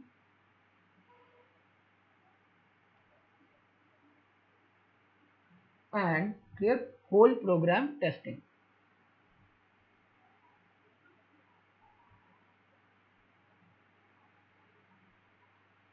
Clear? So testing can be of how many types? Testing can be of three types. Unit testing, integration testing, whole program testing. So unit testing means individual programs are tested. Individual programs are tested. Clear? First I will write the meaning, then I will explain you what it is. Sir, here testing, integration means testing in a group, but not, clear, but not whole. And then whole program testing, it means testing complete software at once. Testing complete software at once. Clear? Testing complete software at once. Now let us take an example. Sir, I have journal, I have ledger. Clear? This is, I'm talking about accounting software. In accounting software I have, sir, journal, then I have ledger, then I have trial balance, then I have P&L account, then I have balance sheet, then I have cash flow statements. Clear? Now, sir, first I will verify journal entry. Once I feel, okay, journal entry ka coding is done 100% perfect, then I will go and verify ledger. Once I feel that ledger ka coding is perfect, then I will do what's a trial balance ka coding. And once I finish trial balance coding, I will verify what's a P&L account coding. And once I verify P&L account coding, then I will verify balance sheet coding. And once balance sheet coding is also done, I will verify what's a CFS, cash flow statement. It means now see here, in this case, am I testing everything at once or one by one? In this case, what am I doing here? I am testing all the components one after the other. Since I am testing them one after the other, that is called as which testing? Unit testing. Here, this is called as which testing, sir? Unit testing. Unit testing means individual programs are tested one by one. Now, sir, journal, ledger, trial balance. I will verify first. Journal, ledger, trial balance. I will verify first. Then I will verify P&L account, balance sheet, and cash flow. Now, am I verifying one by one or am I verifying in group? First, I am verifying journal, ledger, and trial balance. Once I feel journal, ledger, and trial balance are perfect, then I will verify P&L account, balance sheet, and CFS. This is called what? Integration testing. Means I am testing multiple components of a software, but not complete software. I am not clear. I am testing more than one component, but not the complete software. But now imagine, here now imagine, I'm testing journal, ledger, trial balance, P&L account, balance sheet at once. Then it is called what? Then it is called as whole program testing. Which testing, sir? Whole program testing. I hope you understood the difference between unit test, integration test, and whole program test. Is there any confusion here? If there is any, please let me know. I will clarify.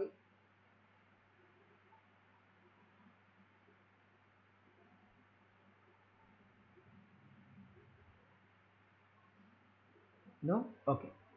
No. Sir, after testing, what will I do? After testing, I will go for maintenance. After testing, I will go for maintenance.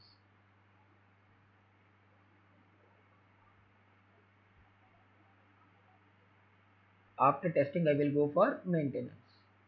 Now, sir, maintenance may I have three types. Clear? Maintenance may I have three types. First type of maintenance I have is First type of maintenance I have is repair maintenance. Second type of maintenance we have is adaptive maintenance. And third type of maintenance we have is corrective maintenance. Clear? Repair, adaptive, corrective. Clear? Repair, adaptive, corrective. Repair maintenance means, like, if I find some errors are there, small errors are there, sir, in my software, then what will I do? I will get them corrected. So small errors are corrected. Clear? Small errors are corrected. When these small errors are corrected, they are called what, sir? They are called as repair maintenance. Clear? It is called as what, sir? Repair maintenance. Then we have adaptive maintenance. Sir, adaptive maintenance means, let us say for example income tax. Here I'm having a income tax IT return filing software. I'm having income tax return filing software. Like I use Genius. I also use Winman. These two softwares I use to file IT returns. My question is, income tax ka rates, income tax ka rules will remain same every year or they keep changing? Income tax ka rules regulations will remain same or they keep changing? They keep changing. So whenever the rules and regulations keep changing, I repeat, whenever the rules and regulations of tax keep changing, should I again and again buy a new software or should I just update them? Should I buy again a new software or should I update the existing software? Update. So if my software is updating as per my requirements, if my software is updating as per my requirements, then it is called what? Adaptive maintenance. Then it is called as what? Adaptive maintenance. Here means what? Changing the software, making changes in software,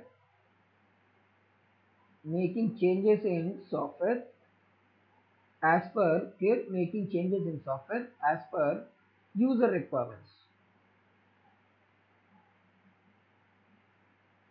Here as per user requirements. Clear?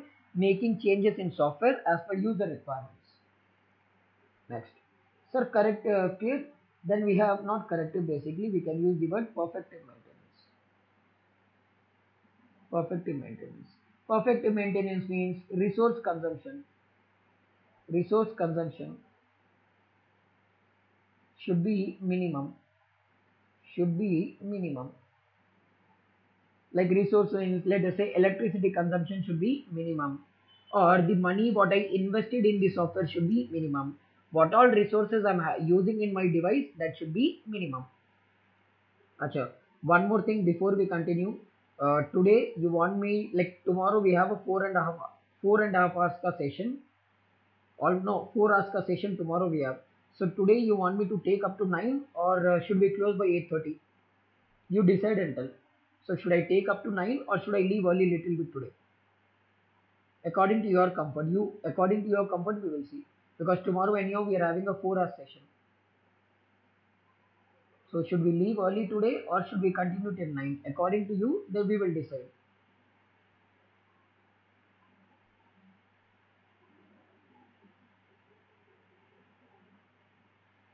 Like what should we do?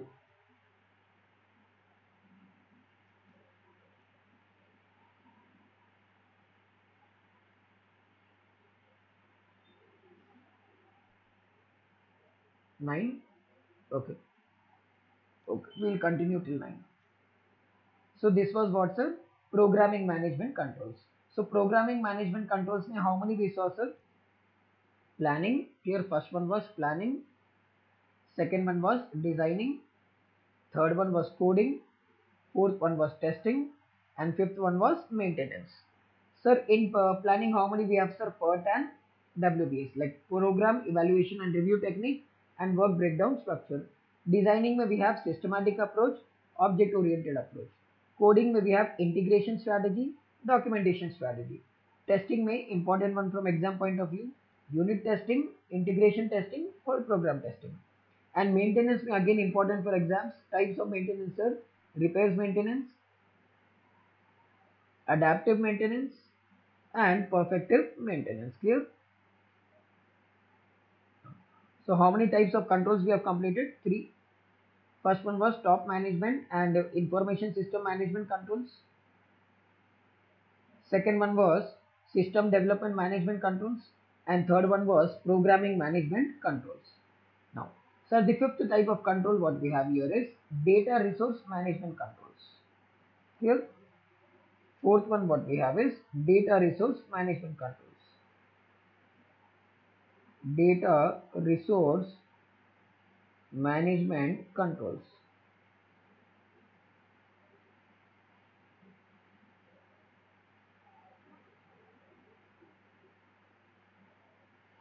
Now, sir, in data resource management controls, we have many examples.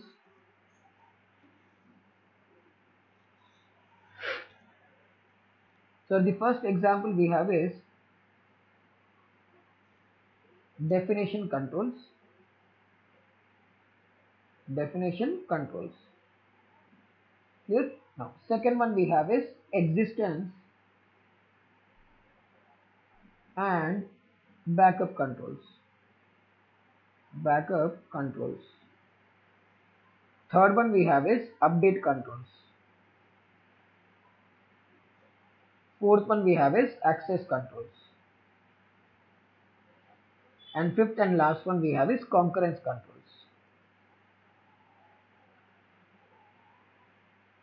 Concurrence controls. Clear? How many, sir? 5. Definition controls, existence and backup controls, update controls, access controls, concurrent controls. Sir, definition controls means, it means database always corresponds. Here, database always corresponds with what, sir? With standards. Here, database always corresponds with standards. It means what? Whatever database I am preparing, that should be as per a standard format. Clear? Next. Existence and backup controls we have already discussed just now. It is nothing but backup and recovery of backup. Update controls. Clear? Update controls means ensure that clear, database is updated. Database is updated only by authorized users. Authorized users. Clear? Unauthorized users should not be able to access my database also. They should not be able to update my database also. Then we have access control. Access control means how many stages? Clear? Access control means prevent unauthorized users. Prevent unauthorized users from what, sir? From viewing from viewing also, from retrieving also. You should not allow them to compute also.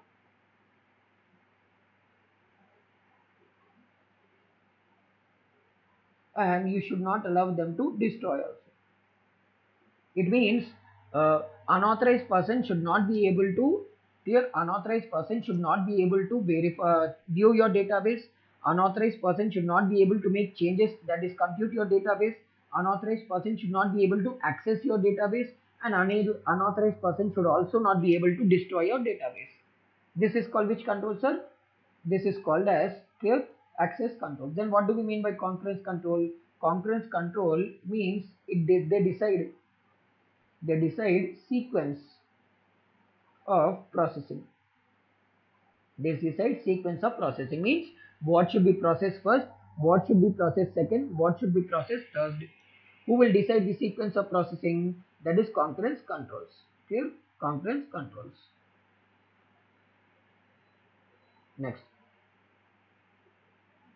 Then we have quality controls. One more I forgot to write.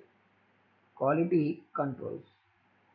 Sir, what is quality controls? Quality controls will ensure two things: accuracy of data plus com completeness of data. Completeness of data. I think yesterday we have discussed this also in processing controls. Clear? So first one we have is definition controls, which ensures that my database is as per the standard format. Then we have existence and backup controls, which ensure that my data is properly backed up and restored. Update controls will ensure that the database is updated only and only by authorized users. Access controls will ensure that unauthorized people are unable to access, view, make changes or destroy my database. Concurrence controls will ensure that proper order of sequence is followed. And then quality controls will ensure that my data is accurate also, my data is complete also. These are called what, sir? Data resource management controls. Then we have security management controls. Then we have security management controls.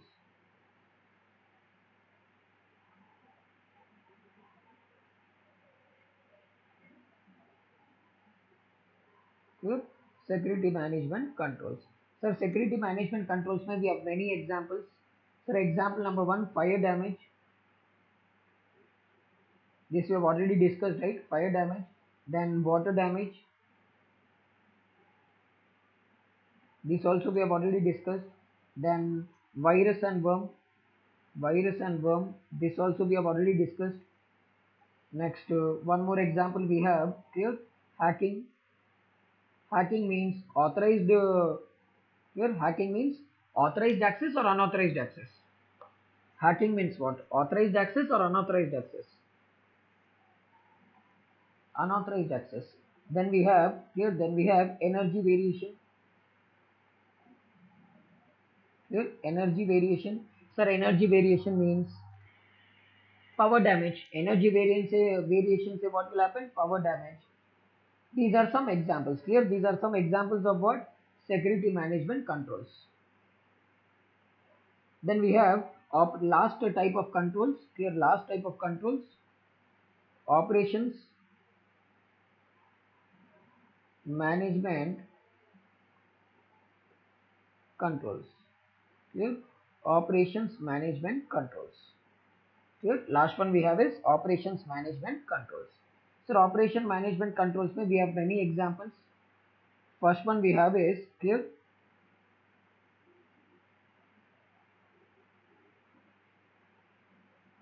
First one we have is data preparation and entry.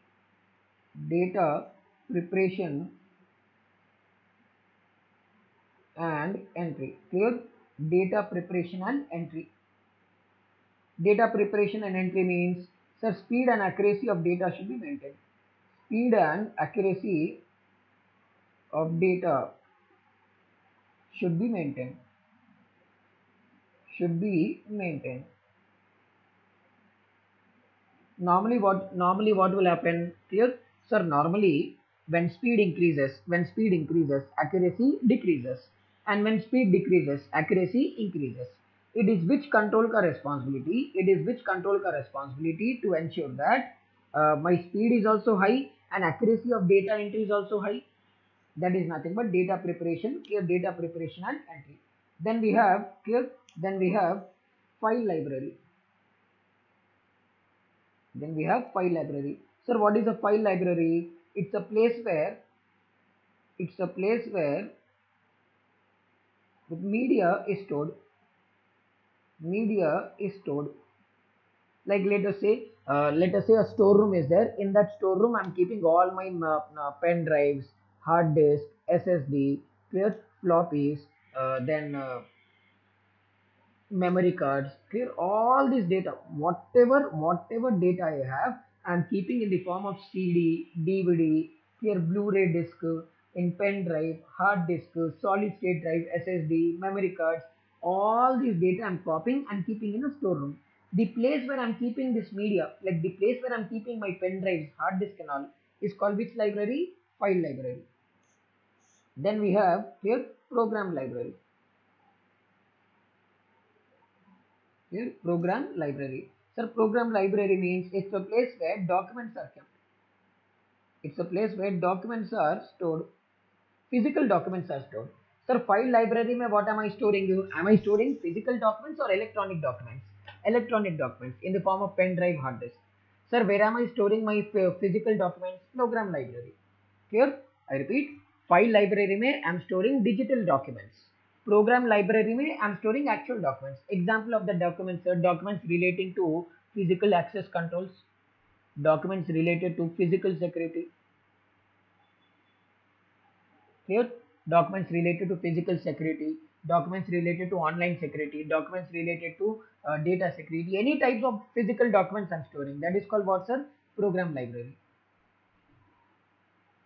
Then we have production control. Here, then we have production control.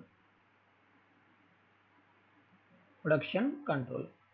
Sir, production control means, let us say it takes care of what? Obviously, name itself tells it is a control used in manufacturing companies. For what purpose, sir? Example number one, job scheduling. Here, example number one, job scheduling. Job scheduler means what to be, like in my machine, what is to be manufactured at what time. Like let us say morning 8 to 11, chips have to be manufactured. Morning 11 to 1, some other item has to be manufactured. 1 to 2, I will give a break to machine so that machines rest and are cleansed. And again from 2 o'clock to 5 o'clock, what to be manufactured. That is called what? Job scheduling. Then we have one more example, receipt and dispatch of input and output. It will also take care of receipt and dispatch of input and outputs. Here it will also take care of what, sir? Receipt and dispatch of input and output. So whenever I am receiving any raw materials, it will help me to make a record of that receipt of raw materials. And whenever I convert this raw material into finished good and try to sell, whenever I sell, then it is called what? Dispatch of output. Who will take care, sir? Production control will take care. Then it will also then it will also take care of other activities. Other activities may, let us say for example, technical support. Clear? Technical support. Clear? What is technical support? These are group of people who provide technical support for any problems in a software. Then capacity planning. I hope in costing you might have studied it. All machines cannot be utilized to full capacity. Some machines are utilized for 70% capacity. Some machines are utilized for 80% capacity. Some machines are utilized for 90% capacity. Clear? And then we have management of outsourced operations. Management of outsourced operations.